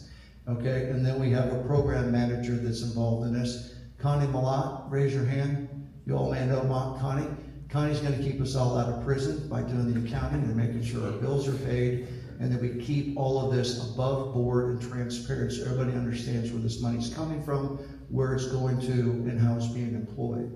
And so from my aspect, from my company's role in this, we're bringing all these things. This is the first time that we're doing this. We'll probably be up here in the next 5 years, at least 5 times. So the next company in the queue may not come to Red Oak and may go to Shenandoah. The next company in the queue may come to Red Oak and Shenandoah and Harlan. I don't know. So what we have to be careful for the community, for all the communities here, is my company is event driven. We're not time driven. If you ask me when, I'm not going to tell you. What I'm going to tell you is certain things have to happen before we make a promise. And we're always going to under-promise and over-deliver. That's our mantra. And so we'll tell you, once this happens, this might happen, this might happen. As Kevin did tonight, I screwed up by saying will. He's made sure to caveat with, it could be happening, but he's pretty sure it's going to. Okay? Because we have to get things in place before we say they're true. Because I grew up here too. I'm as much of a skeptic as everyone in this room. All right? And when you see the numbers, when Kevin's comfortable with them, it will scare you. And we have done those numbers down to the lowest common denominator. So this is significant. The other part of this is we're going to be in the spotlight as a community very quickly. When they say yes, and when they turn this on, and when it starts producing, that's when the offers are going to come again for them to be bought out. But what we're going to be doing is showing the world what can be done in rural communities. That's why this is called the Heartland Corridor Project. It starts here. This is the epicenter. This will be all the attention. All the spotlights will be on us. Okay? And so that's what we've got to do. I'm not answering your question, but I am concerned too. I don't want 100 of these things sitting downtown Red Oak. Okay? 2 or 3, maybe. But one, we're going to experiment with one. And if there's any issues with it, we'll throw money at it to fix it. Okay? So back to my original question. Yeah. When the smoke clears and this one gets going in Red Oak, Iowa, how many people will bring into the local community to operate it, to run there? So to operate the day-to-day, it's autonomous. But there will still be security that's needed. Will be physical security guards. He was asking with the data center. With the one container, correct? Not the manufacturing. Those are two separate things. Your step one. The step one that you keep talking about. The step one, and then you can go to your step 2. Like, how many people do you think you'll employ in each step? Because you got to have some sort of idea. I understand security. Yep. To me, there's probably not going to be a security force of 80 people there. No, but so if you're talking about those numbers, our manufacturing will require 160 to 200 employees when it's fully operational. At the actual data center location, it's meant to be autonomous because, again, we're talking about millions of dollars worth of equipment on this site, and the least amount of people who have access, the least amount of things can go wrong. So the manufacturing is down the road for jobs. Can I ask why that's important to you? Because I'm 40 years old and I've lived across the nation and had a couple different jobs that are fairly important. I too chose to move home. Mm-hmm. And I started my own businesses here, and I say that plural. Mm-hmm. And I have a regular job, I farm, and I have a full-time job, and I want to see something succeed as well. And I've also worked with technology and know what it's like to say people work at a facility when they do, but they might be in Stanford, Ohio or something like that. So I could see multiple different sides of that. So if you are bringing jobs here to Red Oak, I'm happy for that, and I'm just curious to see how many jobs would be able to be local to grow the community and house in Red Oak and grow taxes and help bring more income in this community. Yeah, thank you for clarifying that. Dylan is exactly right. These data centers are designed to be autonomous. They do not require people to make them run. They do require people to monitor them, and that's what FluxCore will be providing. And where I want to take it is with this commitment, with this reinvestment back into this Heartland Community Investment Group, that's where the job creation will come.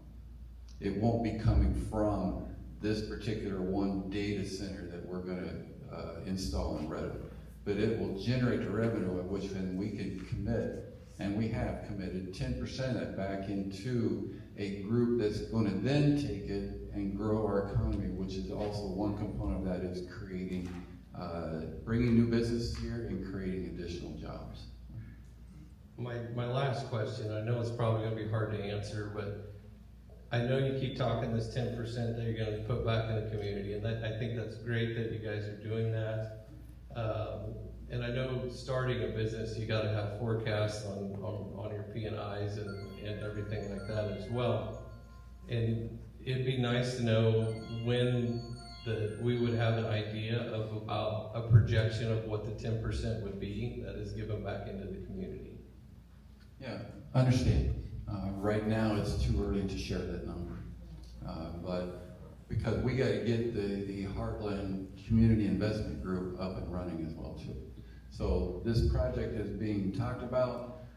The three partners coming together to create this new company is getting very, very close. It was a commitment by the two partners and myself to make this happen. So we've been working with Chris and his company to actually get this Heartland Community Investment Group up and running. So to me, it's too premature to share that number right now, but it will make a difference. Other questions? I'd love to tell you. So over here? Are there federal tax incentives or federal money helping to support this program? So I'll answer that real quick. This is all privately funded, right? This is three groups that are making an investment in this project. There is no federal subsidies to provide this. This is specifically for them. Now, there are tax benefits because of tax credits that are generated from carbon credits. Those, because we're not putting in a traditional data center, that it's a clean energy. There are credits that will be generated. However, the purpose of this is to make sure that that tax revenue does go back to the community as well. We're not taking out a federal bond to pay for this project where their taxes are deferred for 20, 30, 40 years. None of that is happening. We're strategically putting this as a private investment so that way they can have the impact on the community and not rely on any sort of quote-unquote handout to do it. So how many of these units are currently running? So we've already helped deploy over 20 megawatts of containerized data centers, one way or the other, right? This is the first one that is going to be fully turnkey for GPU as a service and tokenization as a service that is for a community and not for a hyperscaler. So your website lists 7 different states that you're operating in. Yes. So none of those are this kind of container project? Not like this. This is a brand new, this is why when Chris said this is the first time you will see this opportunity, it is truly the first time anybody is going to see what this container can do. If I could take a swipe at maybe answering your question as one of the partners, that the data center is really the vehicle that will give us an opportunity through the community investment program, through generating, it's the risk, it's the things, but between the investment and the returns that we hope to get, the things that Chris talked about is what we're geographically diverse from the border to Western Iowa. And we hope that all this brings people, expansion, businesses, manufacturing, all those things to all of our areas. And this really is a vehicle. So whether they manufacture them here, that's not part of the vehicle, that's part of the outcome. The other things that Chris talked about, those are the outcomes. Whether it comes from the businesses coming here or what the community investment program does, those are outcomes. And at least our company, I don't want to speak for them, our company is taking this chance that we can not only use it as a vehicle, but we can grow our communities. And by the way, we're all in the fiber broadband business, and as communities grow, they need more broadband, more expansion of business.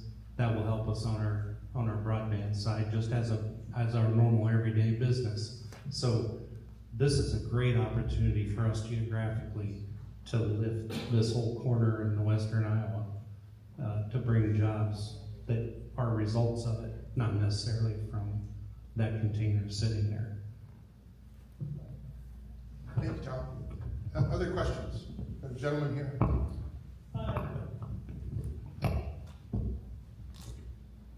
Just a quick question. As far as the natural gas generators you talked about, they'd be running units. Are they noise-wise? How many decibels do they run? And as you add more, will that level go up? You know, if they would add more. Second part of the question is, you guys are really unique. Usually somebody else comes in the door afterwards. If the city, the county accepts a data center, do they open the door to everyone down the road or larger centers? So the first part of that is the noise decibel levels. So the generators are enclosed in level 2 enclosures, which means they have to be sub 60 decibels at 7 meters to the county road. The setbacks currently on that piece of property are 30 feet from all directions. So 30 feet is roughly, 7 meters. You're looking at from the street, you're maybe hear the hum of a refrigerator at that level. Secondly, there will be, a cylinder block wall to strategically move that noise up instead of out.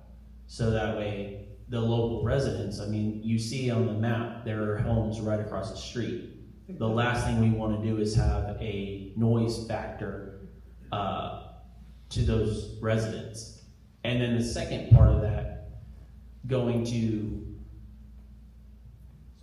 the second question again? As you guys, somebody clones you or something down the road like you, does the city, the county, by bringing it in without stops in the area, do they open the door to more people? When you say no stops in the door, you mean bypassing rules within the community that exist with the city council and everything? Yeah, The council, the county. Yeah, she's right down there. You want to tell her how hard it was for us to get through you? what I want to make sure I understand your question is that if this small data center is approved, does that open the door to a big one? Yes. Okay. That's why we wanted to educate as many people as who would listen. We appreciate you for coming. Is to understand the difference between these things, because in the news you keep hearing no data centers, and there's counties in Iowa that are doing written moratoriums and saying there will be no data center till we can study it. We thought, why don't we study it before we do a moratorium and help write the language to say, this is not what everybody's worried about. This thing has been intentionally designed not to be what everybody's worried about right now. So it's designed completely different.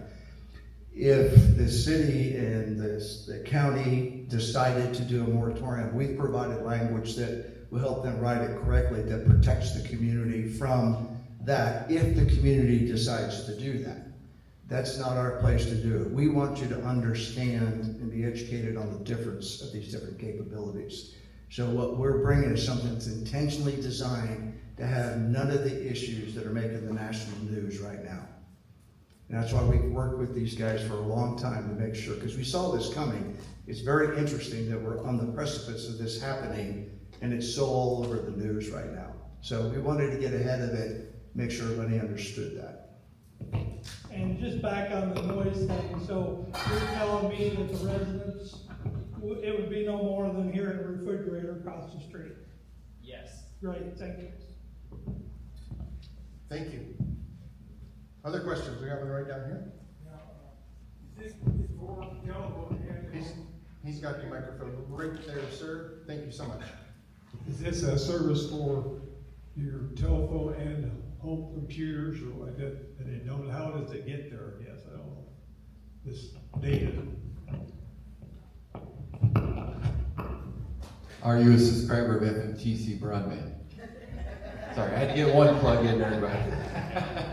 So, when you are connected to the internet, either by your cell phone or any device that's hooked to any broadband provider, and you're using that type of app, whether it be ChatGPT or the various different types of apps that are going out and calling for that AI compute power, that's how you actually access it. So it has to be through a broadband data connection of some sort, which could be fiber optics, it could be satellite, it could be cellular, any network type of connections that your devices use to connect to the internet can access this particular data center when calling for compute power through an AI app.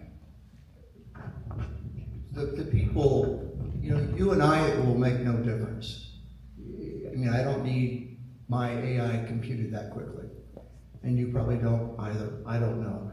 But here's a business that might decide they want to live at a lower cost of, higher quality of life, lower cost of living, and move to a place where one of these things are. People on Wall Street, for example. These people are trading around the world in nanoseconds. If they hit buy and it doesn't immediately come back sold, they can lose millions and millions of dollars. That's why they call it edge computing. They want to be as close to one of these data centers as possible, so that distance of that movement of that data compute, they can buy at the blink of an eye. And so what seems fast to us here in the Midwest is not that fast. Now, FMTC has speeded that up. I mean, when I got here, we were 10 megabytes, up to 10 megabytes with Mediacom. I think when I got here, now we're at a gigabyte, we're going to 10 gigabytes. We are jumping exponentially in terms of speed as these fiber companies are coming into Red Oak and Clorinda and other places. But those kinds of companies that are tied to New York City or tied to a large metropolis where they have to have edge computing, they now can move to rural communities. They can now buy, build, and live like I do. I need edge computing. I had to pay for FMTC to come to me because I would have had to have moved. I came here, I built a beautiful home, we were retired from the military, and I knew I would need water, sewage, and electricity. And when I looked at my builder, when he said, okay, we're closed, do the final inspection, I said, where's the cable? And he said, we don't have cable. You don't have internet. Zero. My entire business across the face of the earth is dependent upon me being able to do edge computing around the world. All of this that we're talking about is capable, is only happening today because 5 or 6 years ago, I had him dig to my house so I could have edge computing, so my business is now thriving. My company has spent millions of dollars to get this to you, okay? We've asked nothing from the community other than your support and understanding and learning about this. Because we have all of these companies in the Heartland Corridor project coming to the Midwest. We were able to do this because of these kinds of technologies. So instead of using somebody else's technology, why don't we do it ourselves? More importantly, why does Elon Musk and all these other guys get all the money? Okay, why don't we get it in on this game? This is $1 trillion game. Let's get in on it. Even if it's just a little piece at first, we can get in on this and we can make a lot of money and we can change the very fabric of what we're doing. There's a lot of my classmates who would kill to move back here, but they still have to use the internet to be able to do their jobs. Most of us work remotely now. I'm on the phone at 3 o'clock in the morning with Japan. I'm on the phone at 1 o'clock in the morning talking to Saudi Arabia. I have 181 employees across the face of the earth. I manage them from Red Oak, Iowa. Greg is sitting right there from Shenandoah. He didn't get a chance to truly see that, but he came over and watched what we're able to do because of these two gentlemen and edge computing. This is the way the economy of the country is going now, and never before in the history of rural communities have we had this kind of access. So our alumni will come back, our kids will come back. because they can work remotely around the world from here. More importantly, is they can take income from the coast. All right? Now, they won't tell you the numbers. I will tell you, I am $2,000 an hour in Washington, D.C. I'm $1,500 an hour on the West Coast. All right? Around here, I'm a fun guy to hang out with, okay? I can't make that kind of money in Roanoke, Iowa. But I can make it around the world, then I can spend it here, okay? I can spend it here, but right now I can't spend it here because we don't have everything that I need to spend it on. Now Josh is here from Healthy Turf, free advertisement. He's building me a pond. I can spend that here. Where is he? Bill Rogers, over there, fastest white man I've ever met, okay? And him and his brother, they still history here in Roanoke High School. He comes out when I call. I can spend that money here that I got from Saudi Arabia a week ago, okay? We need more little businesses like that to jump up. That's why those guys are here. Where are the other coalition members that are in this room that are helping us? Where are you guys at? Is Derek O'Neill here? Janelle's here? Yeah, there's Audie Rainey. Audie, when people come here to build homes, we're going to refer them to Audie. When people come here, to buy homes, to put up construction, to build a factory, they're going to go to Audie. We're going to use a local guy. They want a pond like I got being built, they're going to go to Josh at Healthy Turf. They want to do something else, we're going to point them to our residents. So we need our residents to be prepared to respond to them. But we need a workforce. Most of these guys in here, I talk to them every day. Bill was just out fixing the air when I was dying 2 days ago. He can't find a kid to stay here. He can't find one more person he needs to teach to be an electrician, a plumber. I did it again. Mike Farman tells me the same thing. I can't find kids who want to stay here to be electricians, okay? This capability will provide new opportunities for our youth. A part of our program with Janelle is going to be, the program she has at the high school here is unbelievable. We're talking to Shenandoah about this. We're talking to Stan's high school about this. She's teaching these kids, and then we're going to scholar them, send them to school, but a part of paying back their scholarship is they're going to come back here and work in his factory. At the same time, we got to upskill our local workforce because we don't want to destroy Roanoke fabrication by taking the few electricians and metallurgists and plumbers and all the others that he has out there, because he builds a new factory across the street. So we're going to partner with him to upskill his workforce, change their salaries, give continuity to the Fort family and Roanoke fabrication, to have another large contract. Gives me time to train another 12 electricians and do that with this 10%. That's where we're going to create jobs. That's how we're going to create money. That's where we're going to create economic development. So this whole thing is interconnected, and it's huge. Kevin wanted to come talk to you because the whole world is upset about hyper data centers right now. We want you to know this is not something you should fight. This is a gift horse coming to the community. It's going to change the very fabric of what we do, but we can control it so it doesn't change who we are. It just helps us be a better who we want to be. I know that's idealistic, but that's what my company's been doing for 8 years with 181 employees around the country, taking East and West Coast money to fund this wheel to come here to help the community. Does that help, sir? Yes, sir.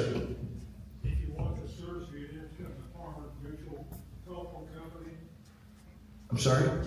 If you want the service, you have to come to Farmer Mutual Telephone Company. No, but I strongly recommend it. I just want to, on behalf of Red Oak, thank all of you who've been involved in this project. Obviously, like in our discussions that we've had, data centers have become a negative thing in so many places. And for community leaders, which most of us are, elected officials, city officials, nobody wants to deal with that pressure. And so in all of our conversations, we've talked about making sure that this can be a positive thing, because that's what they should be, but they aren't always.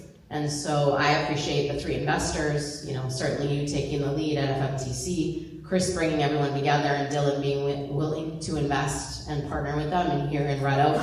And I think all of us will be successful because we think regionally. And so even though the first one may be in Red Oak, the more that we embrace this opportunity It may be in Villisca, it may be in Elliott, it can be in Emerson, it can be wherever. And so while we certainly appreciate the first one likely being in Red Oak, and we want to work with you, we do appreciate the very intentional decisions that have been made to do everything that we can to have this be a positive thing in our community, and that we'll be on the leading edge of something that's different than the ugly side of what this country is talking about right now. So on behalf of at least Red Oak and hopefully the rest of us, we thank everyone for the good work, because it's, I think, a good thing for our whole region. So thank you. Thank you, Lisa. Thank you, and to comment on that, I'll give Kevin and Chris all the credit in the world, because their transparency, their honesty, and being proactive rather than reactive with this situation and what they're planning to do, giving everybody in this community an opportunity to come out here and to speak on this and let your feelings be heard. Yeah, maybe Chris won't care what you have to say, but he's going to tell you if he doesn't, he's very honest, and so is Kevin. There's not a better leader for this than Kevin to be that voice for the community and to speak on this. Okay, it's getting long. We had hoped for 7 p.m., so we'll go with one more question. I'm county auditor, and a majority of the calls are probably going to come into our office if we ever do decide to do this. I want to be able to tell my citizens what these taxes are going to bring, and what the taxes will be, how will they be assessed, and what will the benefit will be to my county. I mean, if they're going to tax a container at $200, that's not going to be much. Are you going to be taxed at what that can produce, or how is it going to be a value of the county? You want to take that one? So I think that's why they've addressed. So the last community that I was in, if you want to Google Cascade, Iowa, the residents are in an uproar because of the secrecy and because it truly is not something that gets taxed. So you're in the auditor's office, if you go to your assessor's office, they still have to follow real estate property assessment laws. And so there cannot be something different. You can't calculate their shipping container size thing and assess it based on the value. So I think what our pitch has to be as leaders in these communities is that they have found a creative way to understand that in a climate where people don't want to pay more property taxes, and in a climate where in Iowa, I see Mr. Shipley over there, that we are being limited by the pressure of the taxpayers. And so without being creative like they're being and creating an avenue where to put the money, it's not a guarantee like taxes are, but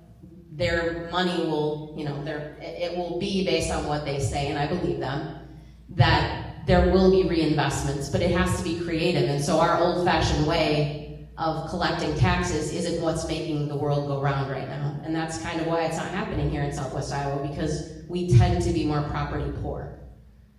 Red Oak can be proud or not proud of the fact that we have the 6th highest tax rate in Iowa. And it's because our property is low. We have a community of 5,500 people, and people that live in houses worth $20,000. I have a friend on the opposite side of the state in Northeast, same size, and a house isn't worth less than $300,000. So she serves the same population on a triple, quadruple size tax base. So her tax rate can be $11 on the city, and in Red Oak, Iowa, it's $20. So I think our pitch has to be, you cannot change tax law, and their attraction is not going to be property taxes. It's got to be a willingness to understand that if you don't try to make the community better that you're coming to and be part of the solution, then you'll be coming to a place that may be dying, and you're dying or growing. And so I think we have to look creatively, and that's exactly what the message from Des Moines is. They want to see us do things differently that aren't just property taxes or sales tax. And so I think our pitch as leaders has to be that this is different, and it might seem scary because it's different, and it may not be guaranteed in the way that death and taxes are, but I think it can be a good thing. And so it's all how we speak of it, and we can speak life or death into our communities. And I think that's what we have to do. If I can add, Lisa, so we looked at all the different factors that make the tax base a very difficult thing for our communities to ever get ahead on. It's almost a self-licking ice cream cone, especially poverty rates and things of that nature are causing us to not be able to build the tax base we need to run the municipalities at the level they need to operate at and give them the resources they need to do the things they should be doing to support the community. So when we looked at the companies that we work with, now Michael and I, we meet a company like this years ago, and a part of the contract where we work with them without fee is to help them understand that if they move here, a part of that deal we make with them contractually is that they'll consider moving to Southwest Iowa for the pilot. In addition to that, we tell them we want them to aspire to hire 80% of their workforce from Southwest Iowa. At the same time, we tell them if you build manufacturing, we want you to build it within the city limits if possible, because that's when we get into the question about how loud is it, okay? So we have to look at, can we put a data center in the middle behind the church, next to the old Hy-Vee or the old super value store I used to work in? How loud will it be? Will that cause problems for the community? So it was trying to get the tax base energized. It was trying to take the burden off of any tax breaks. All the tax breaks that he talked about earlier had nothing to do with this community. All of those are federal tax credits he'll get for doing what he's doing because those are federal level tax credits. We're not asking for reduced utility costs. We're not asking for any of those things that would just make the situation worse. We're even, and I'm not going to say which city, looking at redrawing city limits to put the factory in the city limits. So it has to pay taxes for the city. And we'll help them find federal money to give them the tax breaks they need to operate efficiently. So we're trying everything we can in this process of doing that to compensate for that. But you're right, by putting this one in there, in fact, remember his headquarters is in Stanton. He decided to put it in Red Oak. Again, going back to the word community, not Red Oak, not Stanton, not Harlan, not Clarinda, community. Put it here, let it generate taxes, even though it may not be significant for Red Oak, but it shows what we're trying to do. And then the 10% will affect all the communities that are involved. So taxes is gone the way of the dodo. We can't keep taxing ourselves, hoping that we're going to improve things if we're not providing revenue and money. What happens to us in these small communities is we have $10, and we all keep sharing that $10. I shared it at Hy-Vee, Hy-Vee shares it to Pizza Ranch, gives it to Scooters, and that goes away. Our banks, as Denny Bloom has made it very clear to me, and I didn't understand that, our banks, that money goes away. We don't have Houghton privately owned anymore. So a lot of the money that we do create, it goes away, okay? Or we recycle the same amount of money. We've got to get money from elsewhere to come here. I'm an enterprise business. Every dollar I generate, with the exception of 2 companies in this room, I bring in from outside the state to this community and spend it here. So how do we keep replicating that and building that as a way to compensate for taxes and the old way of doing business? That's what Des Moines is asking us to do. But you know what? Des Moines is doing it the old-fashioned way too. So we're working with them to try to understand, you got to fix this statewide, because you can't say, bring a factory here, set it all up, create 100 jobs, and then wait 5 years to show us how much income you produce, and then we might give you 5% of a tax break. Nobody moves here because of that. The state, God bless them, they have the whole process reversed. This company got this incredible offer from Kansas. And I mean, they almost broke themselves trying to give them an offer. Don't go to Iowa, come to Kansas. And when we go to Iowa and show them what Kansas offered, they went, okay, go to our site and fill out the paperwork. They didn't do anything proactive, all right? And we've talked to them 100 times. I am very disappointed, because our state has this reversed, and it's a part of the problem. But we're going to operate and see if we can help them by showcasing how it can be done here. That's that spotlight I'm talking about.